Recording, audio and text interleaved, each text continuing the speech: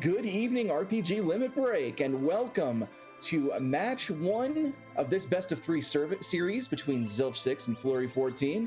They both got numbers in their name, but the most important number to be getting is 2 wins here, as the first person to get 2 wins will move on to the Fabul 4 round.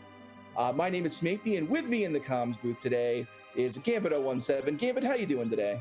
Doing well, Smithy. I'm looking forward to a very competitive match between two very good runners in this game. Yeah, very good runners in this game might be the understatement of the century. These are the cream of the crop. Zilch is a runner whose seed ranking really doesn't do justice to his actual skill. Always been an incredibly solid runner, has been finishing very, very well in a lot of the community tournaments here. Fleury14 is also another fantastic runner, just incredibly solid understanding of all of the mechanics of this game. This is going to be a really good one here tonight. Yeah, this side of the bracket was really a rough one for anybody coming out of. Zilch taking down Dia in the first round, getting through the upset of Beer Nerd in the second. Fleury taking out BG Rich in the first round and getting through Dark Cobalt in the second to get to this point. It could go either way, and looking forward to just not only just a great race tonight, but a great series here that might go to all 3 games and might come down to 1 or 2 decisions. Right, you are. But as exciting as the runners are here, nowhere near as exciting for me as their starting character is Cecil, my absolute favorite character in the game, maybe in all of Final Fantasy altogether. Not a phenomenal character to start with, but in these particular flag sets, always a strong chance of getting one of those holy swords for a Paladin Cecil, which can always be a strong party member. Oh yeah, especially if you can find an early X-Cal or even a Crystal Sword, incentivizes that Ordeals play, get him online, and just run through this seed. Yeah, certainly. He's going to be largely dead weight in the party until that point, though, but since Ordeals is much more likely to be checked in these Fabul Gauntlet objective seeds than it is to be done in some of your more standard flag sets that we've seen in the past, we've been seeing a lot more Cecil play than maybe people would be ordinarily be looking for. Yeah, for those of you, this is their first match ever seeing one, the flag set for this race is pretty simple. You're going to get 5 random objectives once the seed starts. Complete all 5 of those objectives, get you the crystal, and then you take that crystal and you still have to go beat Zeromus. There's only 7 possible characters in the seed, and shops and treasure chests are weighted a little bit differently. So good items are all going to be gated behind underground moon shops. Treasure chests are going to be decent early on, so probably see a lot of looting depending on who our second character is. Yeah, right you are. How our runners choose to route this early game is going to be very important. They're going to want to get maybe a few more extra treasure chest checks in than you might normally see, just because the quality of loot is not going to be as great as normal. There's a Porum, so there is no damage in this starting seed whatsoever. Oh, Rat Tail from good old Dark Knight Cecil in the Bygone spot. So at least we know Bygone spot's will be relatively free once we get a Baron key, get it back in there. Yeah, Cecil saying thanks a lot for nothing to his doppelganger, because that Rat Tail not going to be immediately useful. There's no progression there until a hook is found. Even then, it's just a key item check, so it might not even be anything necessarily behind there. So not the most exciting first item to get. I expect there's going to be a lot of early exploration here to try to get some power to be able to make some headway. So we see our objectives coming up. I didn't see any character hunts. Look like a couple locations, a couple bosses. Our tracker, Elias Sapando, will be putting those up shortly for us. Looks like we get unlock the Sealed Cave, defeat the boss in the Baron basement. I believe I saw Baron Inn, defeat Plague, and there was one more I didn't quite catch. Was Baron basement we got? Yeah, the third one. I didn't quite catch that one either. We'll have it up here in just a quick second here. A Grimoire being found by Zilch there in Mist Cave. That is an excellent item to get early. It's a random summon comes out of that. If desperate times call for desperate measures, you can scum that until you get something good to wipe out a fight for you. But that is very, very good potential consumable there. Yeah, we see a lot of diversions right up front. Zilch making the play in the Mist Cave, Fleury making the play into the Watery Pass. Both those locations, since there's really no reason to go in there in the randomizer, is made a little bit heavier for treasures. That's where you can find a little bit better gear, such as that Grimoire. I didn't quite see anything that Fleury got that was particularly well, but maybe we'll get something here. Ooh, a Gaia Drum, that's definitely good. Very much in the same vein as the Grimoire, it's a consumable that can wipe out an early game fight for you. The nice thing about the Gaia Drum, since it casts the Quake spell, really, really good against fights with multiple targets, such as Calcabrena or the Kaipo guards, something of that nature. So good pickup there. Also a very good J item for right now when we don't have very much offense from this party. One of those should be able to take out the Antlion boss or whoever's up on Hobbs, depending on who we got. Yeah, depending on what character is on Hobbs, that could be the crucial boss that we're going to see some items being used on to get through. Some other key items, I think I saw Big Bomb being picked up by Zilch in Mist Cave as well. That can do some damage. And so, they've got options, but they're going to be basically relying on these consumable damage items until they get another character in their party that can maybe do a little bit more reliable personal damage. Saw Earthhammer pick up from Fleury, and I'm sure Zilch picked it up as well, and Dampian. So if we find a Sid, that's going to get him online pretty quick. Zilch showing us the boss in the waterfall is Valvalis. Oof. You love to see that, actually. Valvalis being out of the way, being not required by any stretch of the imagination, always a good thing. She is a boss that can be a major roadblock just because of the mechanics of her fight. The fact that she can increase her evasion and make her basically untouchable in certain spots can be a huge headache. So her out of the way in an unrequired spot, sure, it prevents you from getting those few chests in the back of Waterfall, but that is a small price to pay for her not being required. Young is on Hobbs, so still no damage. And Zilch is going to go ahead and reset out of it and not take him, which, all honesty, at this point, I don't blame him. That is sure if even though it's in this location, it's still going to take a while.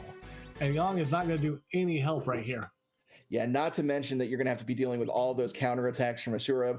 You might be able to do the fight, especially if you can get the lifelock strap, but you're still going to be taking a ton of damage from those counterattacks. Yeah, don't blame the reset out, especially when your reward is Yang. Yang is a perfectly serviceable character. The problem is he can't be front-loaded with damage through gear the way a lot of melee fighters in this game can be. It's earned him sort of the nickname the Punch Wizard. As a result, because he really does grow in power very similar to the mages in your party, who are kind of reliant on those level benchmarks of getting certain spells to increase their offense. Yang, in the same way, is very reliant on levels as part of his damage formula before he really starts to kick into gear. I will say Fleury did find a good pickup for Yang when we get him as a Thunderclaw in Village Mist, so... Thunderclaw is the Thunderclaw. You get a lot of value on it just because the high degree of things that Thunder provides bonus damage against, and because of the way Yang's dual wielding ability with both of his fists works, as long as one of his fists covers an elemental weakness, both of them do. So gets a lot of use out of that. In the meantime, Fleury going to go check, see who's in the bed in Kaipo, and we have a Tella in the seed. Normally not the most exciting character, but that, especially since Mountain Ordeals gets done a lot in this flag set, not the worst thing to find there.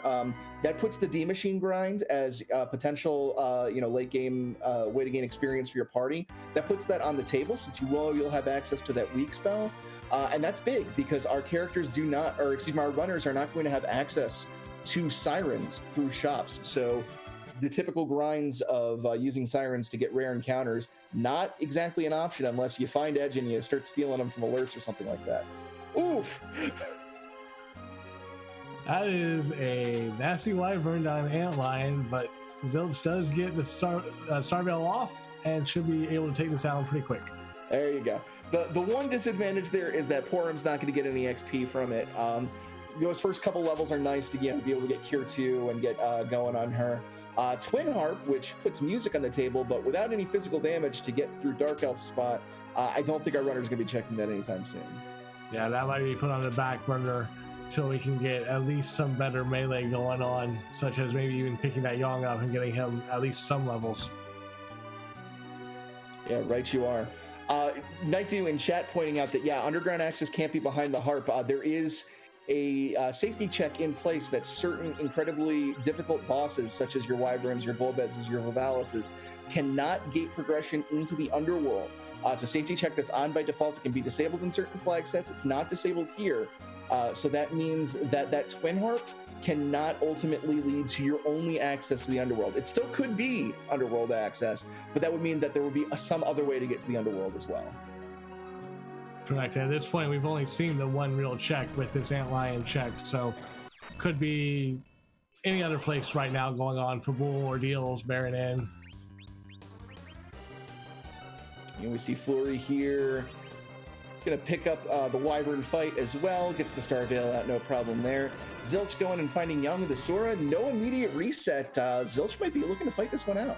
Well, this is Zilch's second trip up here. He came up here and knew what was here.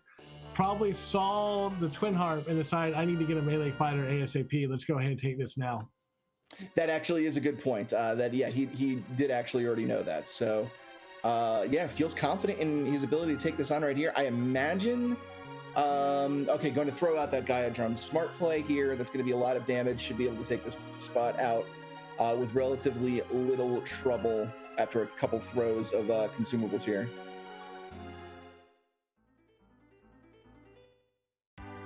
In the meantime, Fleury picked up their Twin Harp, heading straight back out. We'll see where they go next. And also heading to Hob, so going to pick up the Punch Wizard as well. Looks like that is just the play that our runners want to make here. Every little bit helps here. Like I said, Young, not the most amazing character in the early game, but when you're on this flag set with limited characters and limited access to damage, you take everything that you can get, honestly. Zilch making a very interesting play. Does not have exit yet, but is still going to go ahead and loot West Hobbs. Yeah, I don't blame him for doing this whatsoever.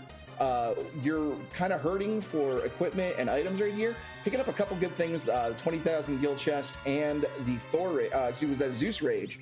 So that's another high damage, hits the Thunder element, so there's a lot of bosses that it will hit for bonus damage against. So that actually is a very nice pickup early game.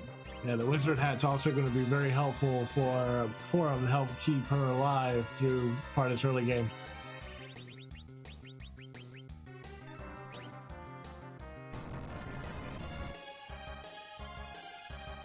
And heading over to Fabul.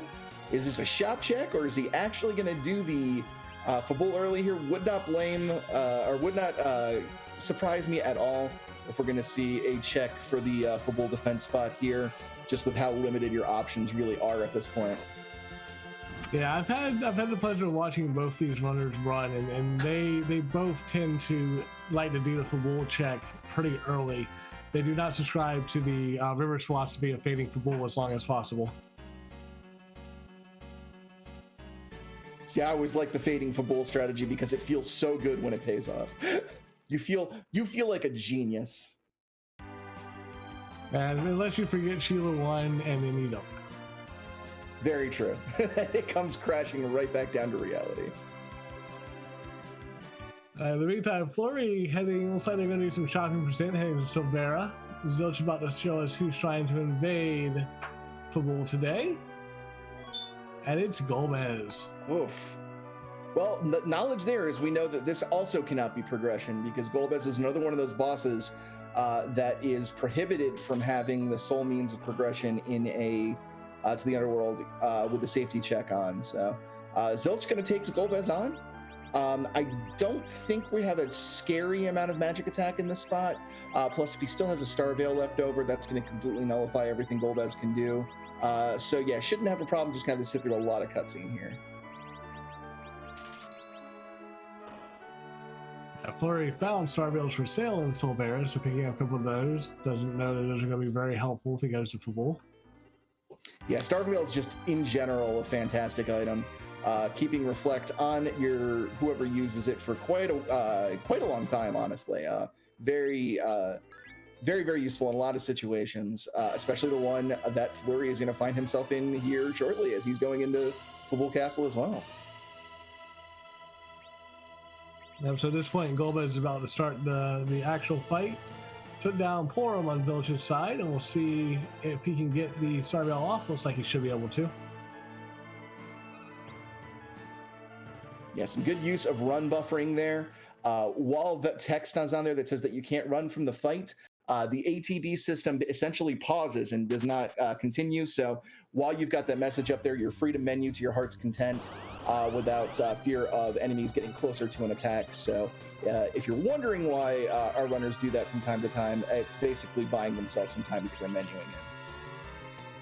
And as you said, Golba is not very a high magic attack spot here. Only did about 140 damage to Gong before he could get that Star Veil off. Cecil was able to get it off, getting about 200 to 300 per attack from Golbez to fight it back to him. Not going to be a problem at all. Yeah, now once you've got things set up, this is where you kind of wish that Golbez had a bit higher magic at this spot. Since all he does is attack with magic, once you have the Star Veils out, you can have him do the majority of the damage to himself. Yang can do some damage with that initial Fire Claw. Golbez does have a weakness to fire, so his attacks are going to be a little bit better here than the ordinary will, but this is still going to be a little bit slow chopping through this fight here.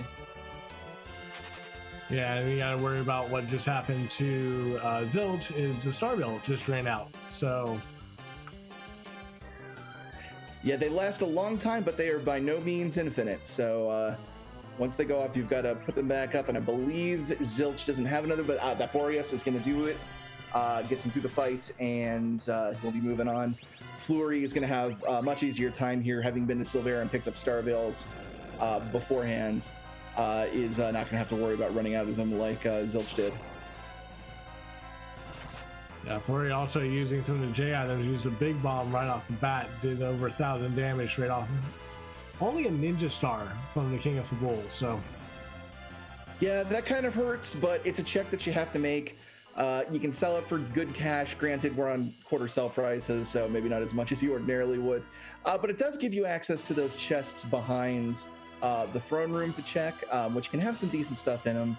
And, you know, with a party this week, anything... Zilch not even going to go check those throne room. He wants nothing more to do with Fabul Castle.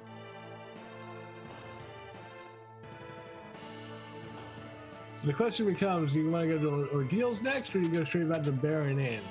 Looks like Zilch is going to do option 3, which is shopping. Yeah, not a bad idea. You got some things to sell here. Shops can have some really good J items that can help you get through some things. Finding like vampires or something like that would be incredibly useful for dealing some damage on these early bosses. But neither of our runners, I believe, stopped in Baron for going the early Baron check. So we don't know what boss is there, what characters there, really anything about Baron. So I wouldn't be surprised if they make a quick check in there before deciding whether they want to stick around and fight what's there or go over to Ordeals instead. Yeah, especially if that Baron Inn happens to hold a 4th character. A lot better to go up Ordeals with that 4th character, get them the EXP there than it is to try to go through it without. Yeah, absolutely. Early game, there's good XP to be had on Ordeals. There's 2 boss fights that give decent XP. No XP on the 3rd boss fight, but it's more or less a gimme. But still, it can be those initial levels you need on a character, such as an early game mage like Palom, to get him his early spell list that you would want him to, you know, really catapult him forward off offensively. In the meantime, Fleury says, nope, I don't need a 4th character. I'm just going to go right up Ordeals, and it's going to be up to the top shortly to show us who our first boss is. Our restreamer Joe Fismano pointing out in chat that, yeah, they might be trying to fade Baron as much as possible because they know it's required. So they know they'll have to go there eventually. You know, you might as well put it off until, because, you know, it's something you're going to have to do eventually. There's really no need to rush to get there. And there's another Lunar Sparkle atop of Ordeals. It's going to be Heldim. Probably the least threatening of the lunar bosses. All he's going to do is counterattack with slow and do some physical damage. The one problem would be if most of your damage was elemental based, you would Heldim's going to resist all that, but not really too much of a problem for Fleury here. Might be a little bit of a slog sitting through all these slow animations, but other than that, he should be able to expect there's no problem. Yeah, so one thing about the Heldim fight, it is a very slow fight.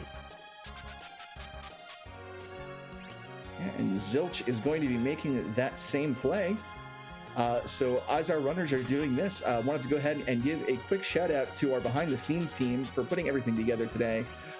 We've got Elias the Panda doing the tracking tonight, making sure that everything is lit up properly so that you can properly view and track what's going on here. And Joe Fismano doing the restream is responsible for all the behind the scenes stuff, balancing the audio, putting the video up, making sure everything is running smoothly. So shout outs to all of our restream team tonight. Make sure you give them all a follow and support them here.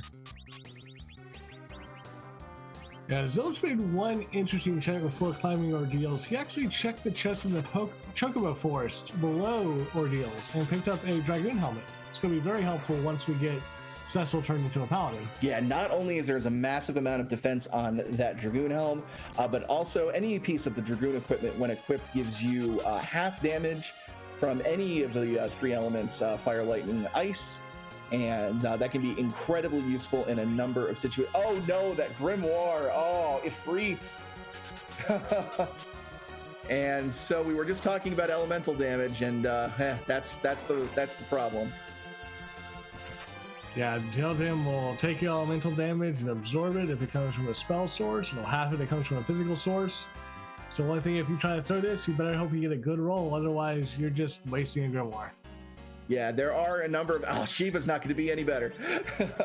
There are a number of really good non-elemental summons that are available from that Grimoire. Zilch is getting a little unfortunate here. The save point is right there, so like I mentioned earlier, he can just kind of scum his way to a better roll. But Fleury's through the fight and finds Dark Imps in the second spot. This might be a little difficult because they're fast and they do a lot of damage, and there are 3 of them. But that Gaia Drum is definitely going to even the odds.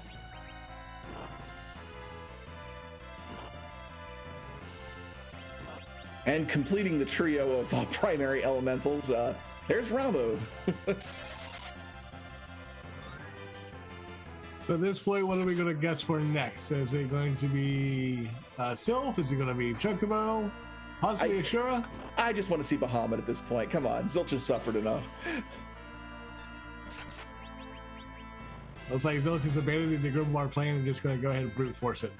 Both runners doing something I find very fascinating, taking both claws off of Yang before attacking. That way he doesn't have any of the elemental stuff on. Doesn't lose half the attack power. Yeah, and you can already notice how much more damage it's dealing that way. Yang really does not gain a lot of stats through his weapons like a lot of the other melee characters do. They're primarily there to change the elements of his attacks. It's kind of like we were talking about earlier about how most of Yang's damage from his damage formula comes from levels. So yeah, really heads up understanding of the game mechanics and how to take advantage of them for our runners. In the meantime, Fleury got through the Dark Imps, is in the Crystal Room in Ordeals, picking up the Spoon. Oof. Can we get a little bit of progression here for our runners? That means they're going to have to do Baron In. So that means Baron In has progression. It is required, of course, by the objective. But at least we've got a Paladin now. And we get a very, very rude turtle in a not so rude spot. Yeah, just like Volvalis in the Waterfall Cave, this is a fantastic place to run into Kainazo. He can be incredibly mean in different spots throughout the game. So seeing him here, getting rid of him here, that's a sigh of relief for Fleury, I'm sure. So at this point, we're going to be looking at Baron In as our next stop, hopefully holding progression. If it doesn't hold progression, that means there's a D-Mist hiding in 1 or 2 spots. Either in this cave itself, because we never saw that check, or at the Magus Sister spot up in Zot. Yeah, the required Magus Sisters D-Mist is one of those beautiful early game trolls that you rarely see, but is a distinct possibility at this point, since we have run out of places to check for key items here.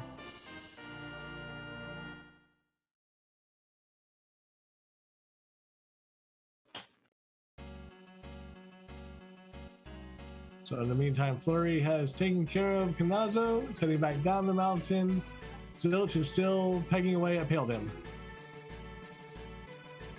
Yeah, just real rotten luck here for Zilch trying to get through this fight with just getting bad rolls in that Grimoire, abandoning that strategy, and just going through it the brute force way. I might have kept trying to roll on that Grimoire, but I think Zilch took the 3 tries and he's out type situation. Yeah. Is there nothing that baseball can't teach us? But one of the very wise things that Zilch is doing here is by using the power up command for Yang here, he's avoiding counterattacks because the Paladin will only counterattack with that slow spell against actual fight commands. If he's using power instead, then yeah, he gets to bypass that, and mostly it's just going to be skipping the animation, making it faster and quicker to deal with there. So smart call there by Zilch. Yeah, it doesn't save too much time considering how long of a slog this fight is anyway, but every little bit helps. Yeah, just these minor optimizations, especially at this incredibly high level of play, can really make the difference in any given race. Fleury taking time to go ahead and back row glitch his Cecil. Do you want to tell the chat how back row glitching works? Sure. Back row glitching works because back rowing doesn't work. Well, what's this? It's to say it does work. It just never unworks. There's nothing in the game that actually tells the game to turn off the back row flag on a character. So once a character has equipped any weapon that allows them to target the back row for same damage or target from the back row, they're good for the rest of the game. No matter what they have, the game still thinks they have a back row weapon equipped. So one of the important things on getting these melee fighters is getting a way to back row glitch them, and it's going to be a massive increase in their usefulness and their damage. Oh, we have found Edward. We have a spoon. Unfortunately, they are not compatible in this seed. They are not. Yeah, not really much can be said about Edward that's positive. He has hide, which if you know what you're doing can really break a lot of things. There are some incredibly daring and bold high-level players that can take on Zeromus just using that hide ability. It's an incredibly risky strategy, and there are some other niche uses of it on other fights, but generally speaking, not a lot of power added to your party through that Edward. This is going to be a nasty Octoman fight, though. Yeah, this spot hits hard and hits fast, and Octomob's already fast to start with. Granted, it's a slower spot, so it's not going to be as bad. As long as you get some damage off, it should be fine. Yeah, we're seeing the rare instance of the White Mage Cecil here throwing those Cure 2s off Yang. I believe Fleury has a Thunderclaw, so Yang is going to be able to do some decent damage to Octomam here. Yeah, hitting for about 300. 4,000 HP at this spot means it's going to be about a dozen hits from Yang to get through it, and a little more than that. But yeah, keeping up with the damage Octomam puts out is going to be the difficult part. The good news is every 3 hits that Octomam takes loses one of those tentacles and becomes slower. So the longer the fight goes on, the easier it is to manage, but that barrage of damage early on can really spell doom. And Zilch continues getting the bad rolls with that Grimoire. It gets a D-miss this time.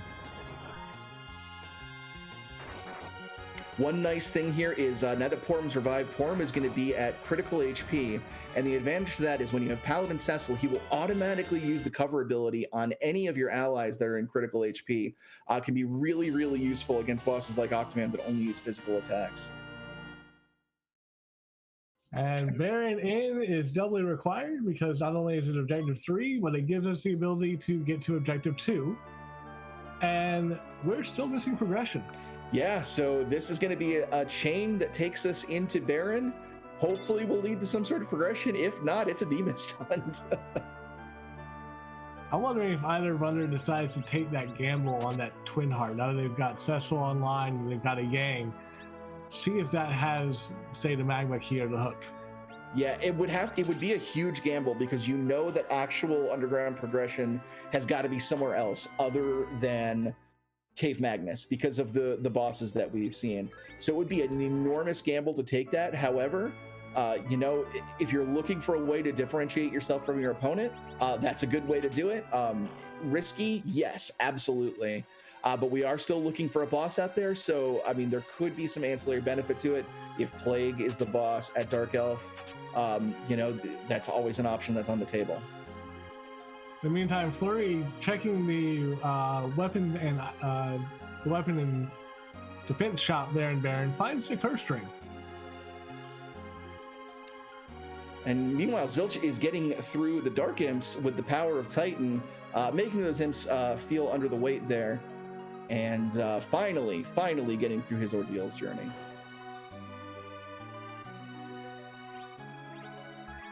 Gets that Cecil turned into Paladin, finds Kanazo, should be able to make short work of him.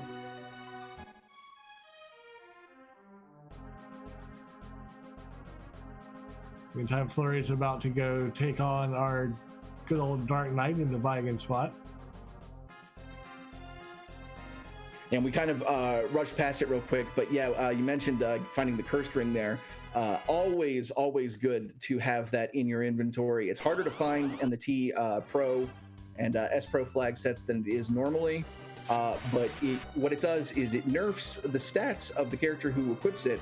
Most importantly, their agility, which lets you manipulate a character's agility, which, since the game bases the entirety of everyone in the fight's agility around the character in the center, you can, put that ring on there, mess with things, change things up. If things are too fast, you can slow things down a little bit. Most importantly, you can keep Zeromus under better control by keeping a curse ring on your center party member. So really useful for manipulating fights. Fleury, taking advantage of having enough HP to tank these hits with Cecil and Yang, picks Porum back up after the third one to make sure she gets the XP as well. Yeah, more importantly, he's going to need Porum alive in order to, stop the wall from crushing him in just a sec. In the meantime, Edward doing Edward things.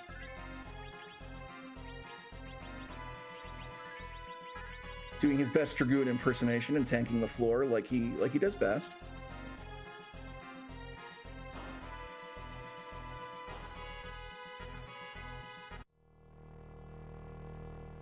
Zilch is through ordeals, probably going to head straight to that Baron Inn. And on the throne today is Odin. Always fun to see Odin come up there. Well, welcome back to your rightful throne, my liege. Now this is going to be an interesting fight. We do have that Thunderclaw on Yang, so Yang is going to be able to put out some significant damage here. But this fight is very much a damage race. I'm not sure exactly how much the Zantetsuken is going to hit for here. But if it hits significantly hard, then this might be a really difficult fight. Oh, we get to an 800 damage from Yang. That's good to see. Yeah, I think with that Thunderclaw, Yang should be able to take care of this, especially Berserk, as long as he doesn't low roll like that. This is a fingers crossed moment here. Good use of that Thor Rage there, putting in some extra damage. Not quick enough, and yeah, that is way too much damage there. Oof. Yeah, this is going to be rough to get through. You might need to do some Curse Ring shenanigans here just to be fast enough to get enough damage in. You've got a Deadward you can put in the center. You've got a Curse Ring. You should be able to take care of it. Fleury probably thanking whatever he wants to thank for having made that safety save down there. Yeah, absolutely. Not that it would have taken too much time to get back through. From the outside, yeah, it would have been a significant walk back, but getting back through Dark Knight Cecil is not going to take too much time here. And Venerable in chat pointing out we could see Edward strats coming into play for Odin here coming up. Yeah, that actually is a really good point. We mentioned earlier that there are some bosses that hide can be very useful against, especially bosses that rely on big single hit damage things like Odin does. Getting the timing down for Eddie, he might be able to hide, pop out, get people healed back up, and we can get through the fight that way. It'd be a very tense and very tricky way to get through the fight, but definitely possible that way.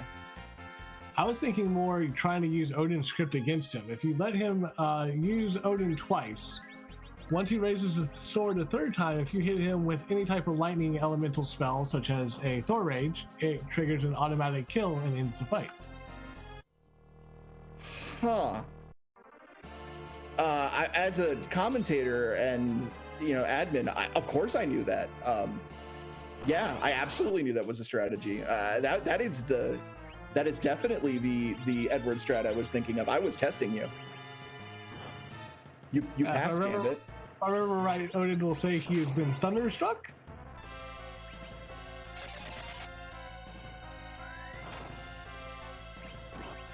It looks like it said Edward is already on the floor.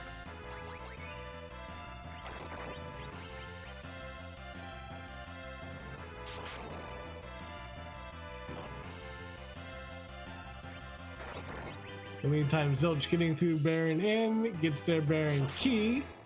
By the way, I think we forgot to mention earlier, is this even randomized? And picks up their Edward.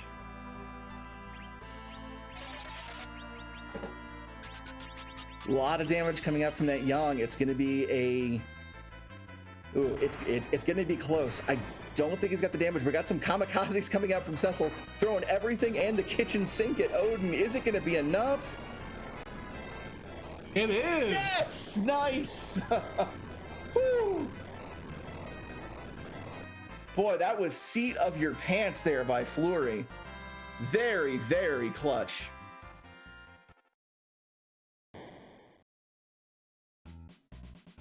So Odin is down. Let's see who we get. It is an Edge. Now there's a reward. Even if there ends up not being the progression you want to see here, Edge is a welcome addition to this party. So that gives us knowledge on at least 5 of our 7 characters, knowing that Tella is in the inn in the bed in Kaipo. Right, and you've got a lot of the elements that you really want to see in a party here. You've got Tella available to do D-Machine grind and have all of that mage utility. You've got a strong frontline fighter in Cecil, who's very likely to get a very powerful weapon at some point during this seed. You've got Edge, who already comes well equipped with his armor, just a couple of, decent katanas, and he's going to be online. This is looking to be a very, very strong party in the lake. And to answer a question in chat from Mac Frost, yes, Odin can block underground access, and there is the hook from the Pod and Baron. So that is our progression. That means this is likely a hook seed. Still the potential for a Magma Key out there behind a cheeky Mist Dragon at Maga Sisters, but I don't think that's worth it to check for our runners here. We still also have that Twin Harp in play that could, but it might be waiting a little bit to get Edge a little bit more online before you want to go to a physical heavy spot like the Dark Elf. Excuse me, a magic defense heavy spot like Dark Elf is what Meantime, Fleury is going to go ahead and get a little bit of knowledge, find out what's down here on the basement throne. Ooh. Speaking of our D-Mist. That takes out the Maga Sisters cheekiness there. And it looks like we might have temporarily lost Fleury's... Oh, no, just, okay. Reset. I think he reset so hard it reset completely. That was the hardest reset. Broke his Super Nintendo. In the meantime, Zilch is about to go into their Dark Knight Cecil fight.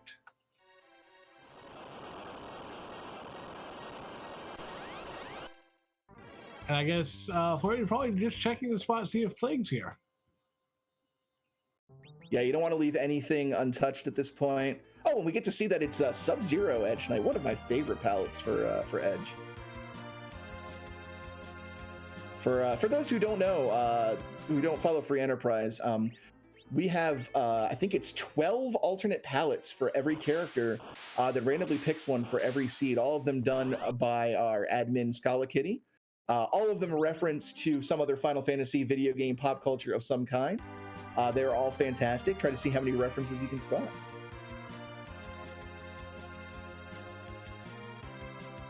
In the meantime, Fleury looks like they're going to take that hook and immediately turn into Rat Tail, see what we get from there. Yeah, absolutely. Don't want to leave any chance that an easy check like there that could be alternate access to the undergrounds, because even though our party has gotten substantially more powerful now, this could still be a tricky Evelyn route to get underground. Oh, Darkness you want Crystal. a wide open seed? We now have a wide open seed. There you go. It is now the open world randomizer that it's advertised to be. That's another character check on the moon. I've got to imagine that Fleury is going to raise that whale and take a peek. Yeah, so at this point, I'd go to the moon, take the peek. If that's Tella up there, I think about maybe D-machining right away. Yeah, absolutely. I'm in the same boat as you. Getting everybody online this early is just going to be a fantastic play. Not to mention, you would then immediately be able to move into the two fights there at the back of the giant, check them for plague as well. Yeah, I think this, if this is a Tella on the moon, that is absolutely the play to make. To answer questions in chat, Tella was in the bed in Kaipo, so we know there's a Tella in the seed. The question is that the only one, or is there another one hiding somewhere?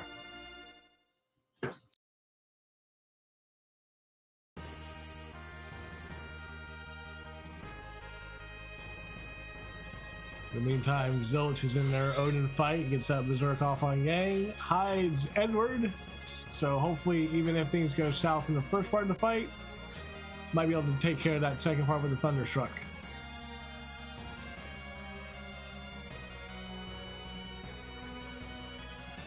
Also throws a Silk Web on Odin, tries to get the double slow off too. Yeah, doing anything you can to try to get as much time as possible.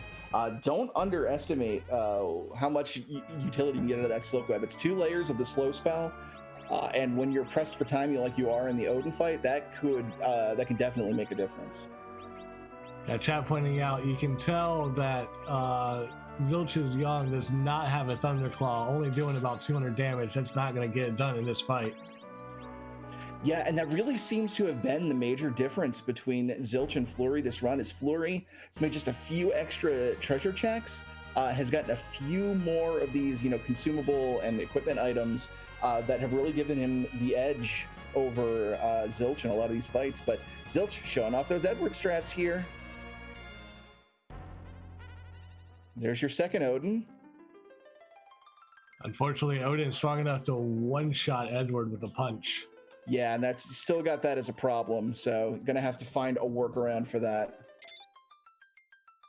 In the meantime, Fleury found cabins and illusions in the shop, the Hummingway shop, and a duplicate Yang on the moon. Yeah, not who you're looking for, but we do know that Tella is there somewhere. It's gonna make the Sand Ruby a very, very valuable item. Plus, there are some character checks still on the table. If you get underground, we've got that Dwarf Castle check that could be Tella. And there's still some unknown characters here in this flag that could be anybody. So still a lot of possibilities here. But I think, yeah, going through the Eblin Cave route is the logical next play. Yeah, so if I was Fleury, I might have checked Cave Muhammad just to really see who the boss is.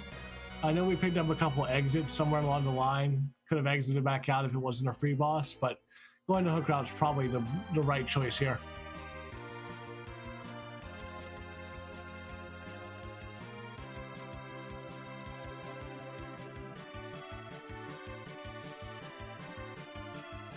And oh my, are we gonna have music instead?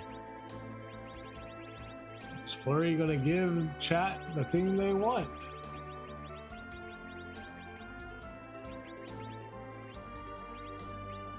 Yeah, and with a couple of middle swords, it looks like Fleury thinks he's got enough physical damage here to get through the Dark Elf spot. So gonna go into Troy here and shop, and then I think he might be making the play from for the harp. These are the ones in the shop there. That's going to be a huge pickup, especially as I said, if we find that Sand Ruby, we get that Tella. Gives him a refill of MP for that D-Machine grind. Yeah, always useful to have ethers for that. You can get by without ethers, but then it involves casting Psych on your own party members, which can get really sloppy and really painful very quickly. Just easier to just have a stack of ethers, throw them at your old man, keep them going so the weeks keep coming out.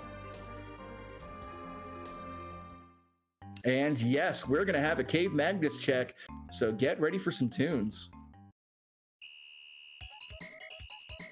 So while Fleury's heading up there, we've got Zilch making his second run at Odin. So yeah, for those who might not watch a ton of Free Enterprise here on RPG Limit Break, I wonder why the heck are they so excited about music? Well, when normally they have a cutscene that plays here where Edward uses the power of song to save the rest of the party from afar, we decide to randomize that a bit, and there are a number of MIDI orchestrations of harp musics from different video games, TV shows, popular media that we replace Edward's beautiful harp song with, randomized on each individual seat, a lot of them done by our own Free Enterprise's own programmer Boardface, but most recently the mantle's been taken up by community member Calamity, who programs orchestrates those songs in.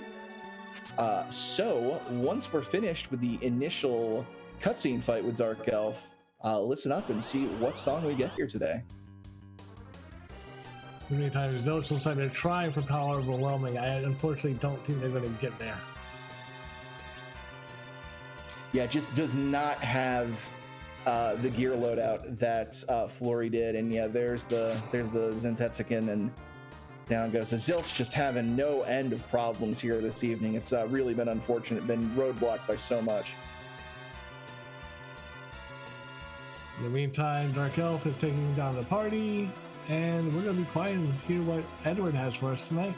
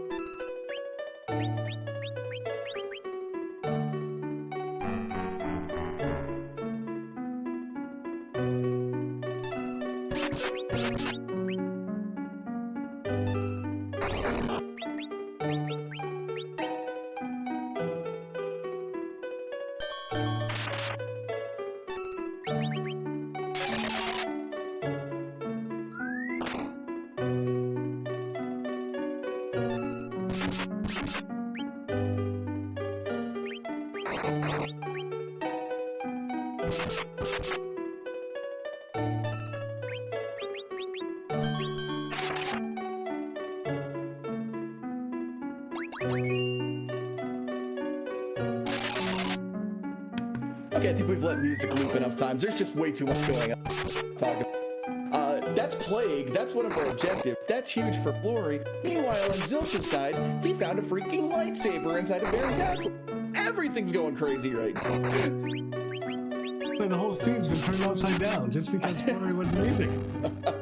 We did mention there was the off chance that there's a boss here, could be the boss that you're hunting, and Fleury, wow, at the count of 0 on everybody, managed to take it down.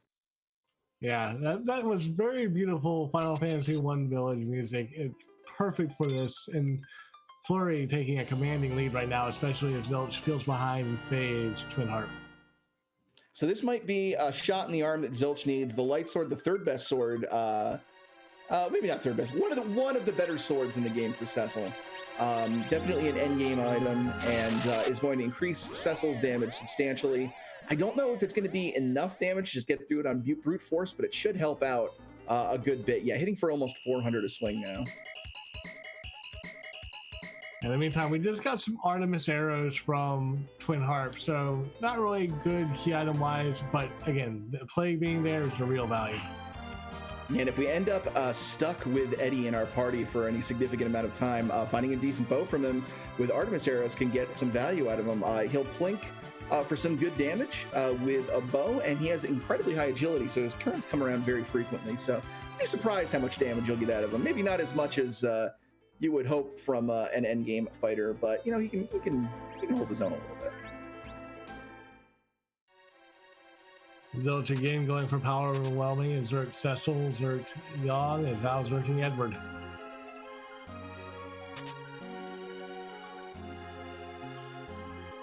Come on, Zilch, you got this.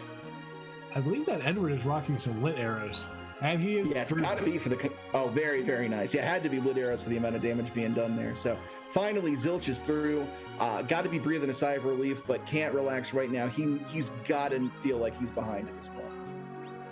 Yeah, 2 different wipes out, and Zilch probably feels it right now. So which unfortunately that's the bad part about being at Twin Harp is that's one of those things you can very easily fade once you see this is Hook and then getting that Darkness Crystal from Rat Tail. Yeah, it wouldn't even be surprising me if Zilch routes in Cave Magnus thinking, well, you know, if I'm behind, maybe I'll make a gamble. You know, Fleury probably puts this off since he's got underground access now. Might give him some confidence. Unfortunately, we know that Fleury also made that play.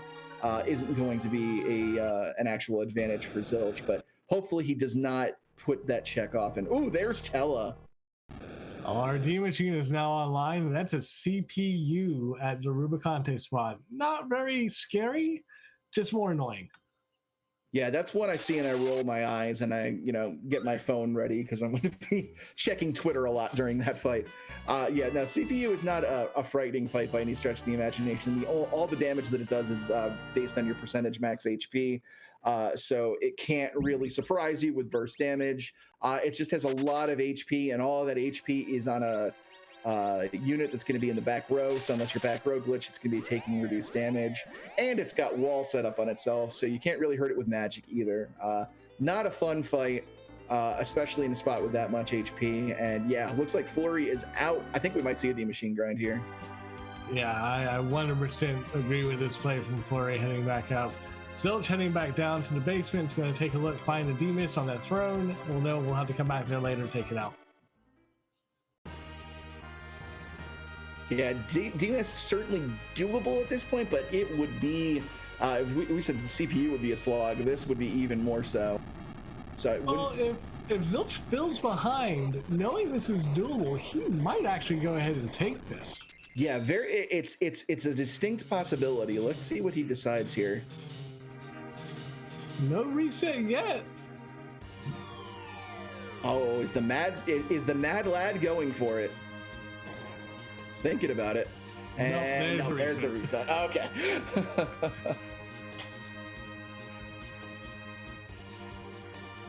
I would not have been surprised though if Zilch had taken that fight. As we said, it would have been a slog.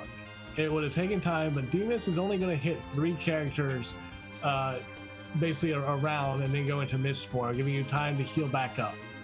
Yeah, I think the concern there for Zilch was that, well, a lot of my damage is going to come from reserved melee fighters, which isn't a strategy I can employ here unless I want to waste even more time, since all of them are going to be hitting for, you know, counterattacks during the mist form. So that might have been his initial thought, was let's take a look at some damage numbers and I'll make a decision. Now grabs the Darkness Crystal, so he is on even footing as far as access that Fleury has. We'll see what he decides to follow up with here. Yeah, I just want to point out that in the item shop in Ebon, we found Ashura and Soma drops. So not really helpful for us right now, but might be a shot to think about later on. Grab one of those Soma drops and get the Media Tello Dream on. I believe we picked up a Soma drop earlier somewhere. I don't know if we still have it in our inventory or if we sold it for money, but... I see it in Zilch's inventory, so I've got to imagine Fleury has found it as well. Because I don't think Zilch went anywhere Fleury didn't as well. With the exception being Fleury checked those chests in Baron Castle and got that lightsaber, but I don't think the Soma drop was there.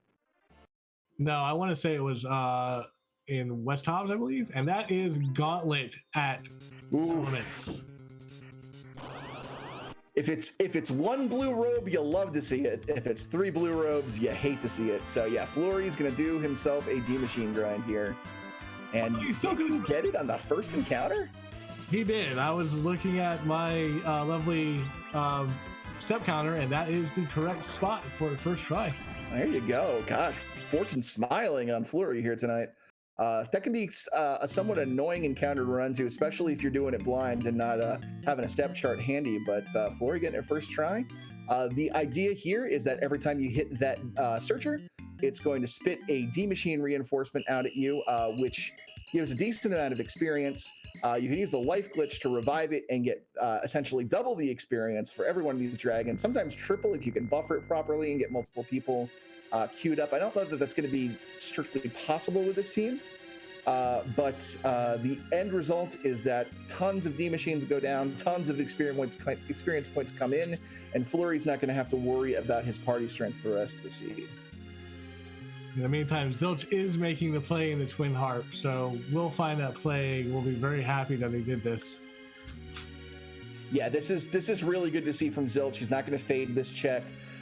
He's going to get it done, and we won't have to worry about, whether he's just putting this off or, forgotten about it, decided not to run it. So he's going to be on equal objective footing, but he's still a step and a half behind Fleury overall.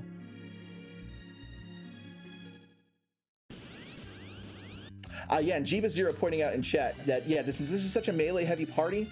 There aren't really specific level breakpoints we want to hit. If you've got a lot of mages in your party, you want to get them to, the 50, 52, 55 level, so that they're getting that nuke spell that is so important for black mages. In this party, it's mostly about the melee fighting, which isn't as reliant on levels unless your name is Yang. So characters like Cecil and Edge are definitely going to benefit from having a high level, having a lot of HP to hold things, and to add, strength multipliers to their attack damage. But it's mostly going to be their equipment that is going to determine their damage. So not going to necessarily have to grind as many D machines as you might if you were in a more mage-heavy party. In the meantime, DJ Sweeney B is about to play us some more FF1 music, so let's be quiet and get us our reprise of music for the night.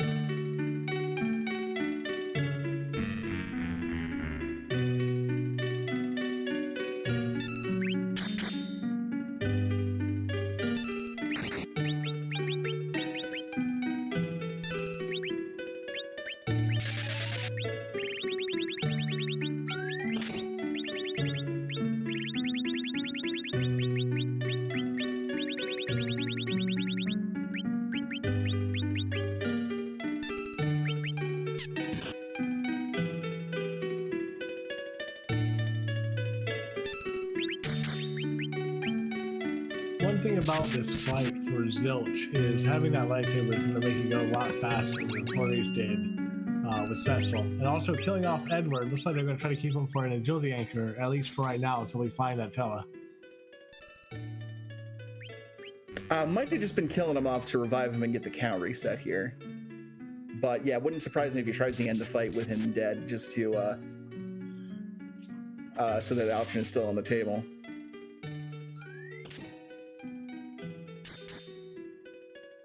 In the meantime, Fleury still working through their fight. Looks like they intentionally took Porm out just to make sure that all the turn order stayed the same. Yeah, keeping that rhythm and making sure you know exactly who is coming up can be really key to a smooth D machine fight. So yeah, this is actually a really interesting strat here to make sure that the turns are coming precisely when he needs them to. Yeah, but Zilch is through play, gets objective number 5 done, gonna pick up their Artemis arrows, just be happy to have another objective off the board. Yeah, definitely, and most importantly, it might be a big vote of confidence for Zilch. Might be feeling a lot better after taking those wipes here, thinking, okay, I came out here and made this sort of out of the way play that maybe Fleury didn't check. I might still be, let's go, let's keep it going. So hopefully this is maybe a resurgence for Zilch here.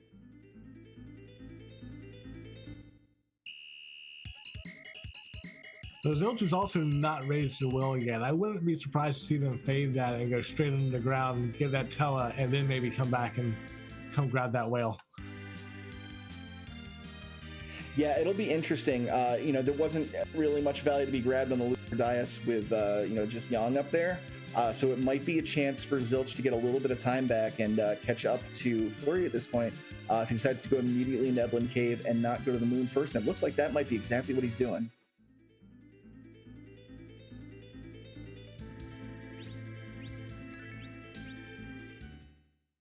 In the meantime, Fleury is about to raise their portal. Looks like they might be done with their D machine. Yep, there goes the weak on the Searcher.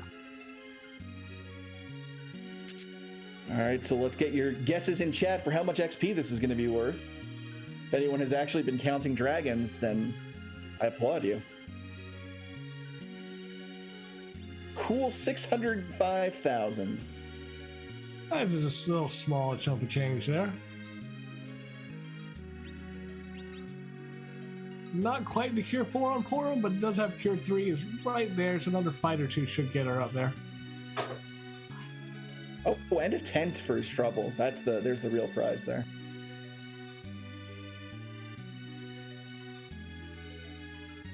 So the question that comes, does Fleury decide to go take on that Gauntlet, or is he just going to walk back out? Heck no. If we hadn't already found Plague in Dark Elf, I would personally be tempted to go through it. But with the boss hunt off the table at this point, the character behind there is just not worth going through the Gauntlet in my mind. I completely agree. It's not a fight you want to take on because there's literally no need to. I mean, even if Fusoya was behind there. Right, yeah, you wouldn't even have to worry about D-Mist because we already know that is on Odin's throne. So yeah, just gonna immediately go back into Eblan Cave, finally unlock underground access here, and get the rest of this seed complete. Now it's just a key item hunt.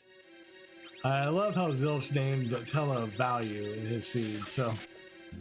Yeah, no, it's Tella is probably one of the more maligned characters in Free Enterprise, but really shines in these 7-player limited seeds.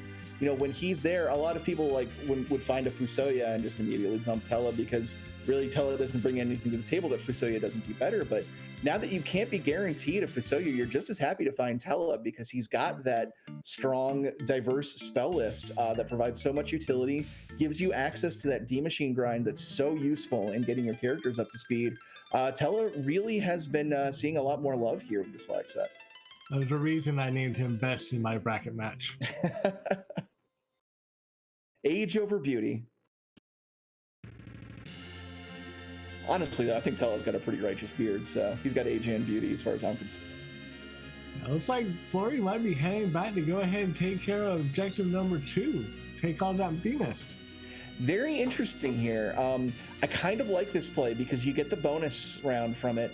Might be kind of hoping that, now that I've got the boss hunt off the table, if I can, get a sneaky magma key here somewhere, completely skip Eblan, that's going to put me in a huge advantage. So I really like this play here. I mean, best case scenario would be either tower key or magma from this fight, and then D-Mist having the other, and we're pretty much done and in go mode. Yeah, that would be the absolute best scenario possible for Fleury. Unlikely, but there is a strong chance that either one of those items could be there, and finding either one of them now would be really great for him. Chat pointing out Zilch kept Edward in this party. Got rid of... Actually didn't even take Tella, doesn't look like. Really? Now that I find a little bit surprising. Because he has the darkness crystal, obviously, so he knows that option's available to him. Very curious. Maybe he feels like he's so far behind, it's not worth picking up Tella to do a D-Machine. I just need to get one. Or no, he does. Oh, no, he does have Tella. Okay. He got rid of Yang. Okay. Yeah, I could speculate all day on why not picking up Tella, but ultimately, yeah, he did. Okay, good. But yeah, I don't know if Zilch, I do not know if he is actually practiced with Eddie Strats as far as the Zeromus fight is concerned. If he is, that would be a strong reason to keep him around and try to do a low-level Zeromus fight here. once he gets into go mode. But again, that's a specific strategy that takes a lot of practice, a lot of commitment, and a lot of nerves of steel. So I don't know if that's something Zilch has planned or not. I know he's practiced him, considering the fact Dia was his first opponent. However, I don't know how comfortable he feels with him. So yeah, if he's feeling behind, it might be something he's looking towards long term. Be thinking, well, I'll skip my grinds, I'll go in, I'll do Eddie strats. That'll be my Hail Mary if I think that's my only chance to win. So might be keeping that in his back pocket. But no, heading towards the giant now. So looks like he's gonna get a D Machine grind in. And to be honest, I don't know if Zilch actually checked the armor shop in Baron. I know he checked the weapon, but I don't know if he checked the armor. He might not have that curse string.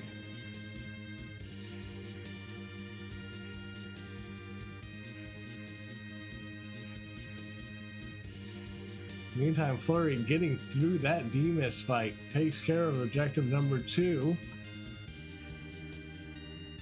And there's objective number 1 for us. Wow. So yeah, big value here. The nail in the coffin here would be if Rydia's mom has the magma key. But yeah, we still need the tower key. That's true. We do still need the tower key. That's correct. So I guess if Rydia's mom has got the tower key, that would be that'd be huge for Fleury. But already, just getting one of those keys that we need for the underground is huge. Yeah, I do like the play here by Zilch. Going ahead, taking the D Machine grind. Even if you feel behind, this is only game 1 of a 3-game series. So play your game, play the way you want. If you fall behind by a game, that's when you start to gamble. Exactly, yeah.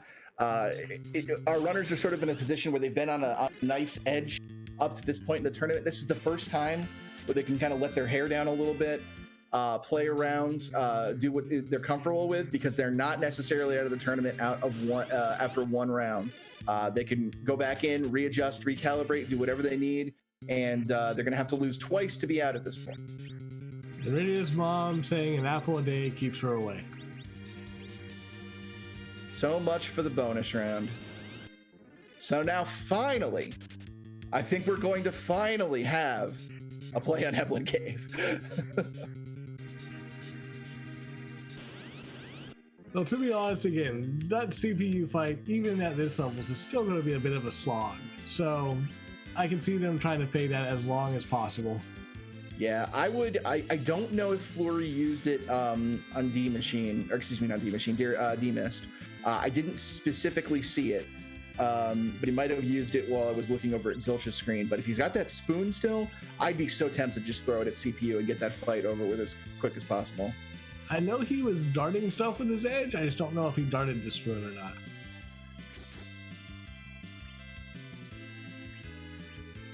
Meantime, Zilch has found his D Machine, or at least hopefully found his D Machine.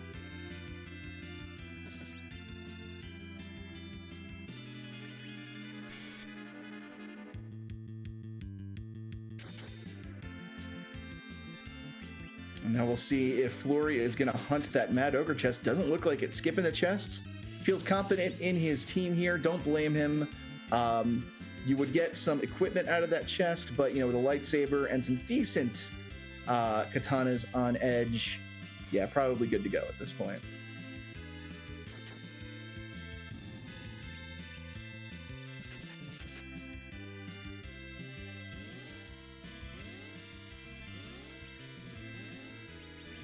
Yeah, Fleury not even bothering to check any chest, does not want to take the Mad Ogre Trap chest, doesn't even care what's in there, just heading straight down to the boss spots.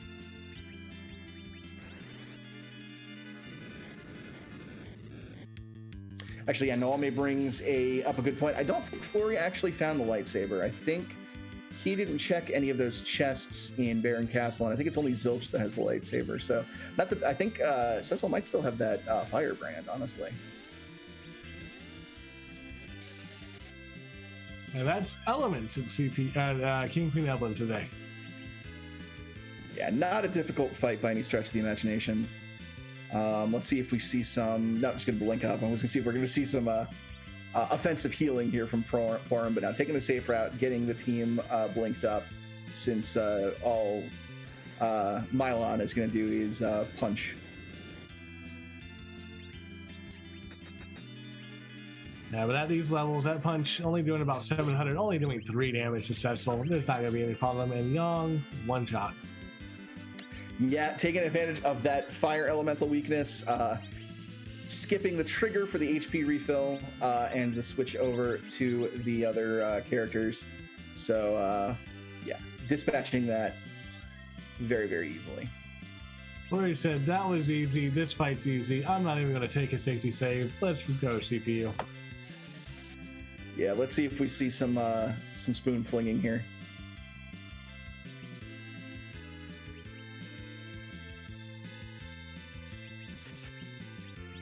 Yeah, it looks like it's still the firebrand there on Cecil. Decent damage coming from it, but yeah, could definitely stand to have a better weapon.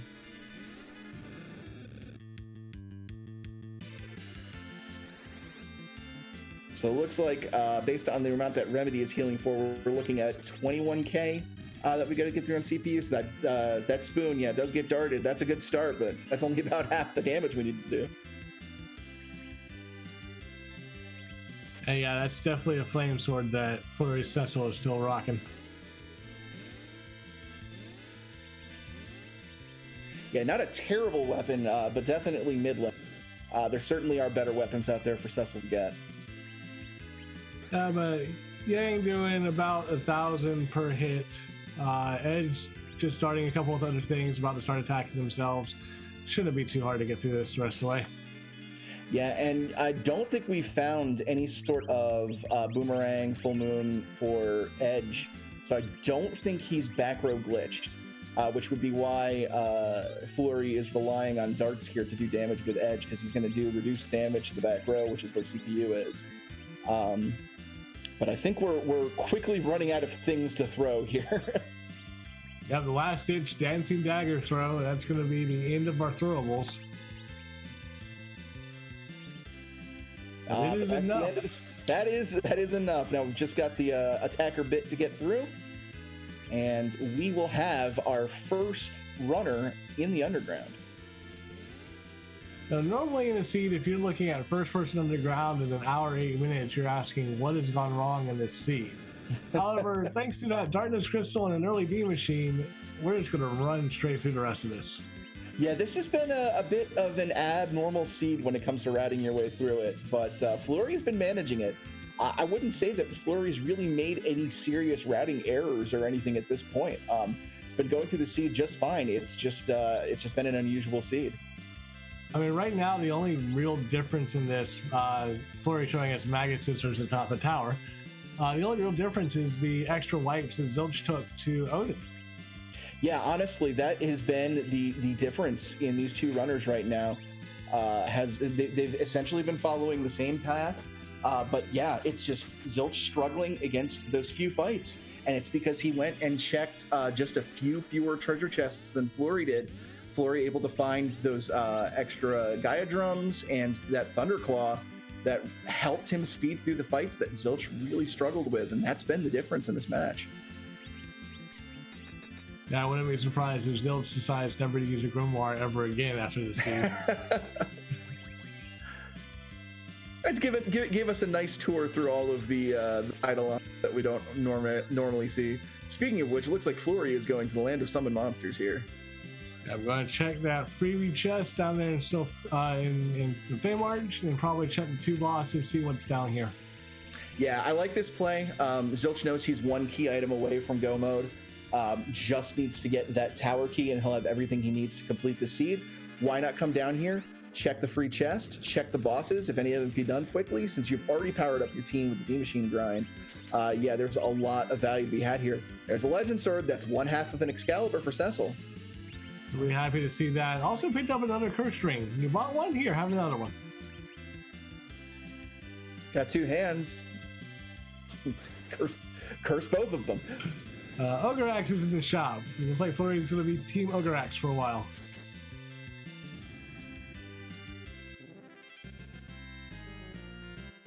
Meanwhile, Zilch is done with their grind. Did the same amount as Fleury, the same amount of XP.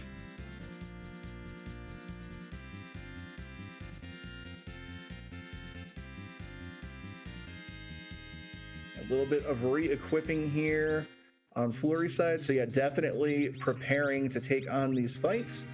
Throwing an axe in his paladin's hands. And let's take a look at who we're going to be dealing with. I do like what Fleury has done here.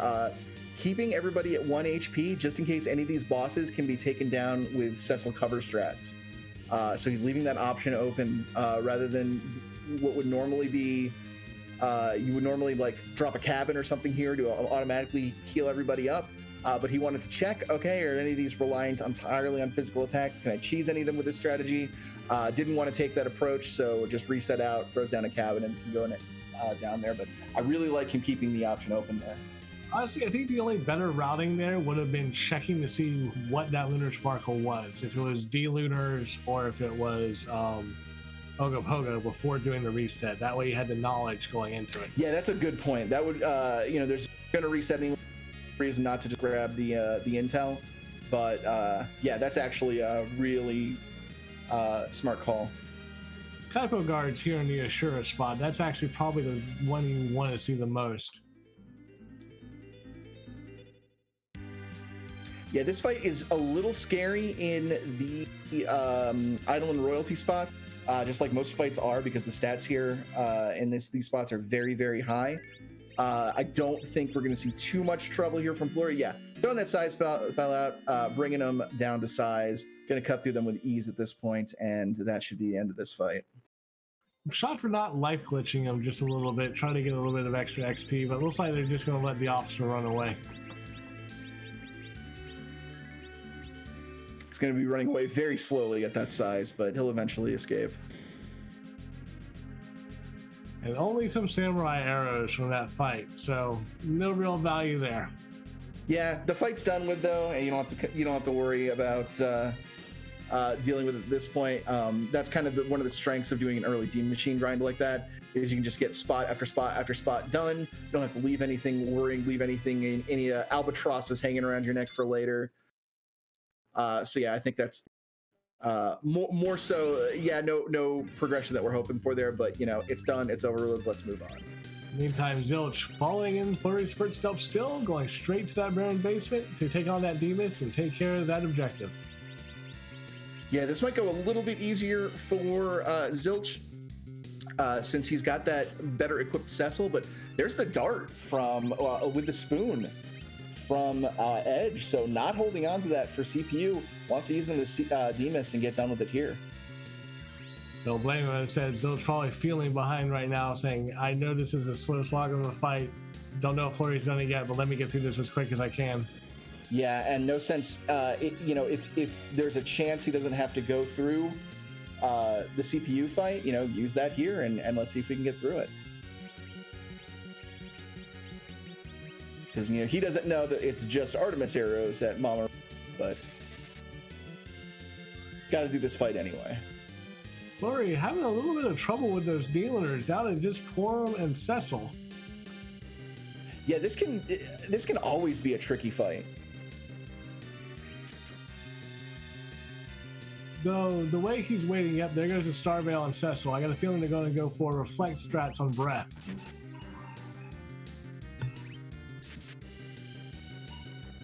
So for those of you who don't know, in the D-Lunar script, they'll use their fires, they'll attack, and then they'll cast breath. I don't know what that was.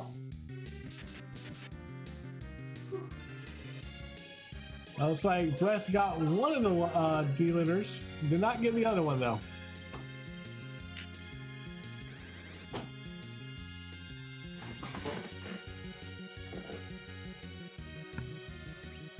Yeah, only getting the...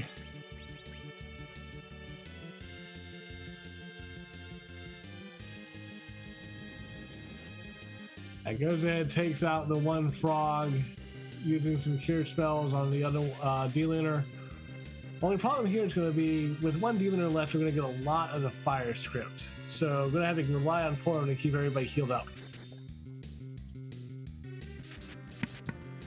Sorry about that, folks. Had a brief emergency, but everything's fine now.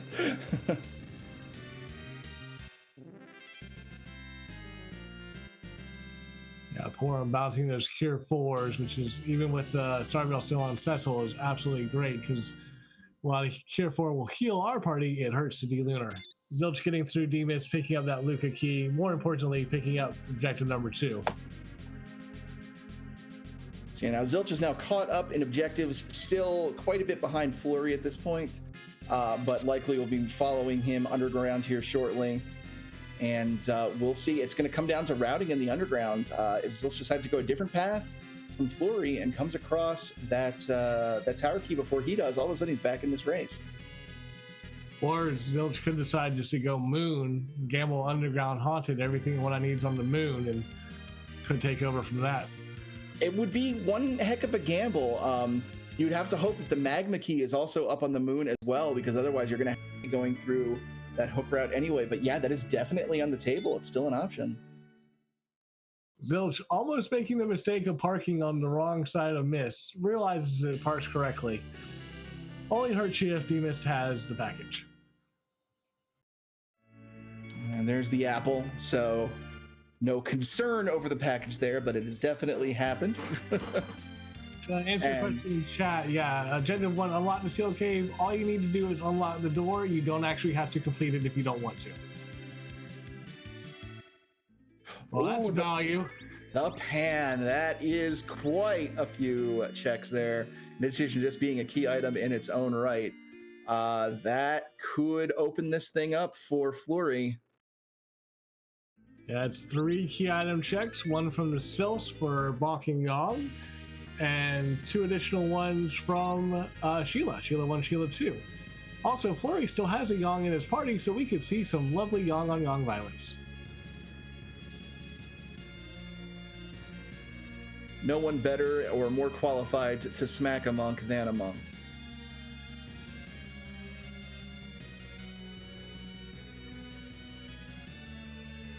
To answer a question in chat, Zilch had some issues in the Ordeals run.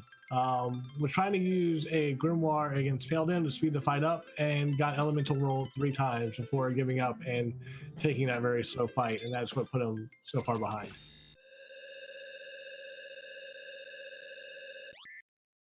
Zilch is indeed making that Moon play. So here's our first major divergence. If the Moon is vaunted, Zilch is back in this race. If the Moon is haunted, then Fleury is in complete command here. Fleury picking up the pass from the Sylphs. That's going to be very good. We'll have to see how he decides to route. If he decides to go to Moon now, pass in hand makes clearing that Moon out right now a lot more tempting. Most certainly. Really is going to come down to, does Sheila have the goods? If there's anything I've learned in these bracket fags, always trust Sheila. Sheila is the true power behind the throne. And you really have to respect Zilch's decision-making here. Going against the grain, understanding that, how I've been playing right here, I'm certainly behind. I've got to do something that is definitely going to go against what might be considered meta, and this might, put him right back into things here. Package and heroine robe from Sheila. So, not the value we need today. Yeah, definitely not. Under normal boss hunting circumstances, that package might be a tempting peek at a boss, but we've already beaten our only boss objective, so yeah, really nothing to be had in that package, unless it just happens to have a Fusoya or something behind it. Even now, post-D-Machine grind, I don't even think that's even worth checking. Fleury heading right back underground. Looks like they're going to go to Luca Cave, take care of that objective. We'll have to see if they decide to run it or not.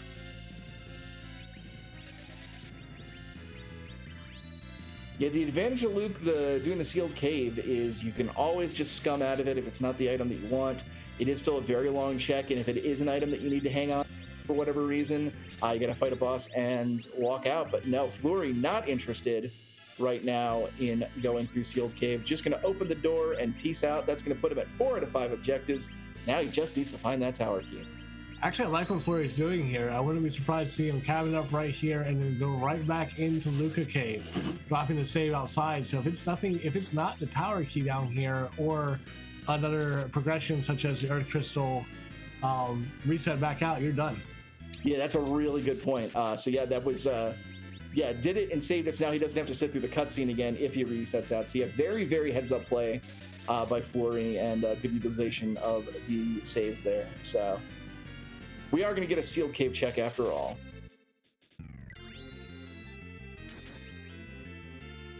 Yeah, worst case scenario for Zilch here is this is tower key and then this is game over.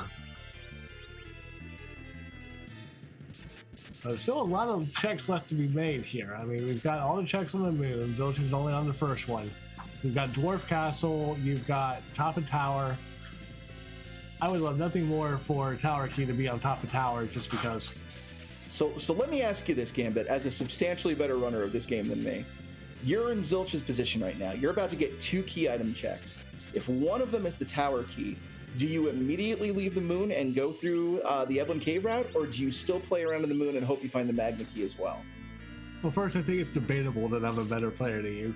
You are objectively better. Oh, wait, that's a tower key? Never mind. This hypothetical conversation means nothing. That's go mode for Fleury. That literally means that objective number 3 led to objective number 2, which led to objective number 1, which led to objective number 4. Wow, what a chain. And the moon is completely 100% haunted. Not only is the moon haunted, all it had was a duplicate young. So, in Zilch's case here, as I said, I'd be feeling if this had turned out to be tower key, that was the last thing we needed for go mode, since we already have Luca. So yes, I would have immediately reset out, gone straight to Luca, unlocked, gone straight to tower, done that, and then gone to Zeromus, even at a little bit lower levels with their Porum. Mm-hmm. But sadly, Moon is entirely haunted. We'll see if it's going to give us absolutely nothing, or if it's going to be some kind of chain here for Zilch. Oof. It is the crystal ring. Which is a very good item. Crystal rings are excellent items, but right now you're not looking for good items. You're looking for what you need to finish the seed. Yeah, that Sark Robe is something to cough at either for forums. Could definitely help the rest of this lunar subterrane for Zilch, but unfortunately it's going to be way too little, way too late, as Fleury is going to warp on out of here after letting King Queen Eblin kill themselves. Go to that tower key, take care of that super cannon boss, and I expect we'll be seeing Zeromus very shortly. Yeah, really nothing holding Fleury back now. You've got your grinds done, your characters are of appropriate level, you're doing enough damage. You've got the key party members. It might be a little bit of a tight Zeromus fight since you're going to be dealing with a Porum that might be at a little bit lower level than you like to go in there. But I think you're feeling pretty confident here. Not really much that's going to hold him back now. Yeah, Zilch finding Water Hag in the Vanilla White Spear spot.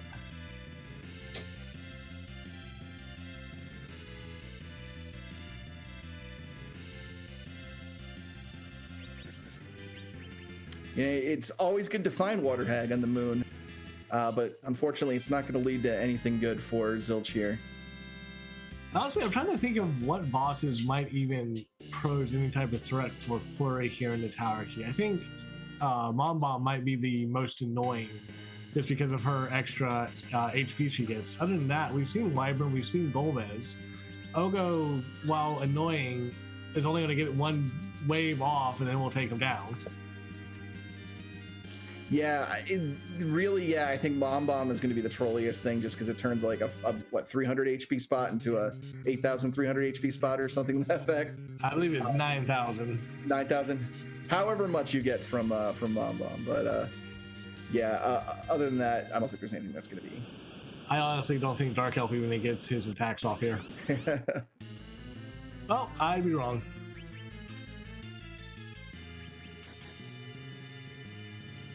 So this is slightly annoying too, because unfortunately Dark Elf has that script change. So even if you do over damage, as Cecil does, you still got to deal with the meat change. And technically the second form is only going to have 1 HP. And Zilch keeps running into nice freebies on the moon, which, if it wasn't completely haunted, would be good to see. Also, I don't know if necessarily would be good to see. It's kind of a little annoying because you've already done your grind, and now you see all these free bosses that you could have gotten the XP for instead of actually doing a grind. I mean, that's true, but at least the Antlion was in the high XP value spot at D-Lunar, so that the most XP wasn't free. So you still feel justified a little bit in your D-Machine grind, I feel like. Meantime, Fleury takes care of objective number 4, completes all their objectives, gets their crystal.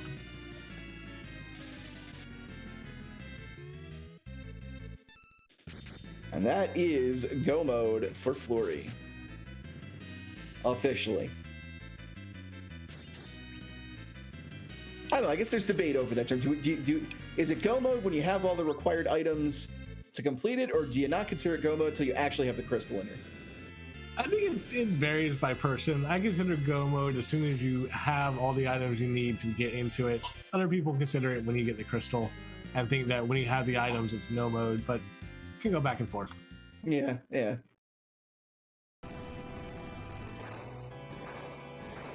Zilch finding the Sand Ruby from the Ogopogo spot. Completely useless since we already have Tella in our party. Yeah, it would have been exciting had Tella not been hanging out now. And I feel like that's going to be the story of the moon here for Zilch, is a lot of things that would have been great if they, weren't awful and haunted and bad. Pink Tail is our reward for the tower key. We'll be interested to see if Fleury decides to turn that in, considering the fact they're rocking an Ogre Axe on Cecil. Yeah, I think your equipment's decent enough that you just completely ignore that Pink Tail. I'd be surprised if we see a turn in on it. Yeah, I think the only thing that might have made a difference would be if that had been adamant. Maybe would have gone down to the Coco shop, picked up that Excalibur. Otherwise, it's not worth checking. Though I could be wrong. Oh goodness, I seem to have sparked a furious debate in chat. I apologize.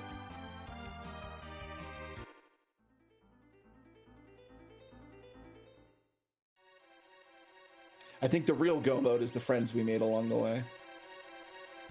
Zilch finding yet another free fight here on the moon in Karate Man. Well, and who needs an adamant when you get into seeing an X-Cal for the Pink Tail?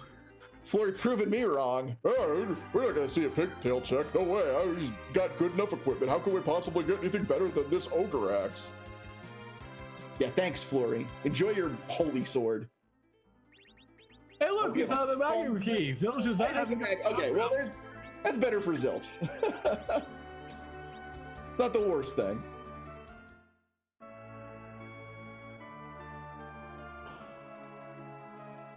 So, in the meantime, Fleury making their way to the pass room, and it's about this time of night we have a question we need to ask. And I think chat's already been ahead of us here, but what is that question, Swapey? Oh, do I get to ask it this time? You get to ask it, my friend. I'm always the one that offers it. Okay, all right. I'm be so ready, be.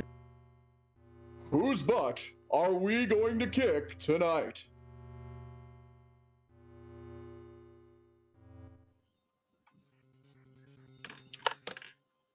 What's your favorite sprite here, Swapey? Ha ha ha, miss. Not even stopping to think about that. Best sprite in the game, bar none.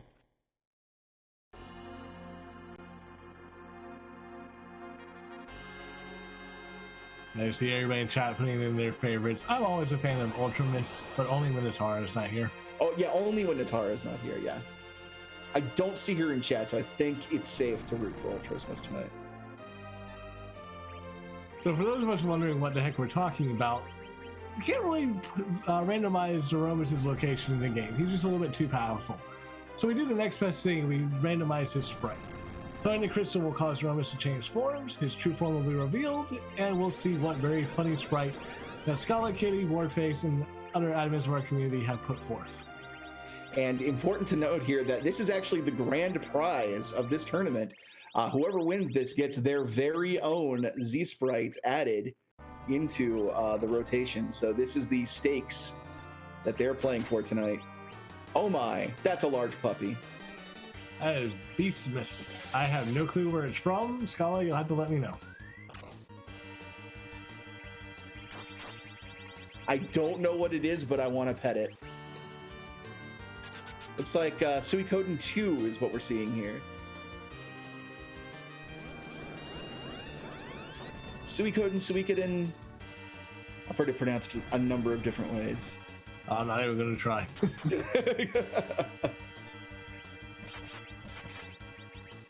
That is a beautiful sprite, though. Zilch, unfortunately, following the Earth Crystal chain he picked up on the moon, we know it's going to lead him to absolutely nothing. Just a bad luck in the fact everything was on the Earth, the moon was haunted. Yeah, I think at most this is going to give us a peek at the 7th character, which I don't think we've seen. Oh, we can hope it will. It might not. We might have that 7th character locked behind Giant. Very, very true. Or package.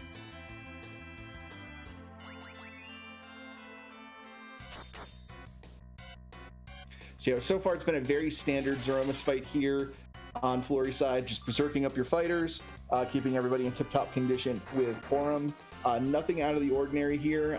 Probably just wants to play this by the book and make sure he gets that finish in as quickly as he can. Yeah, with Porum such low level, I would not be surprised to see him try to do some nerfing strats on all these big bangs. We should only see 2 with the levels and damage his berserkers are putting out, but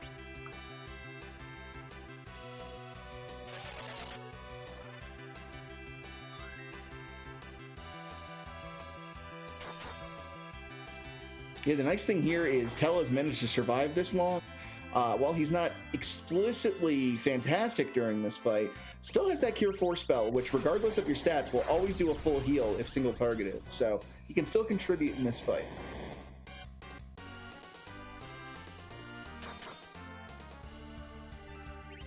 And now he's gone. So now he cannot contribute anymore in this fight. So now we've got a dead Porum. Edge, however, is not currently zerked. So he's able to throw a life on Porum and get things stabilized here.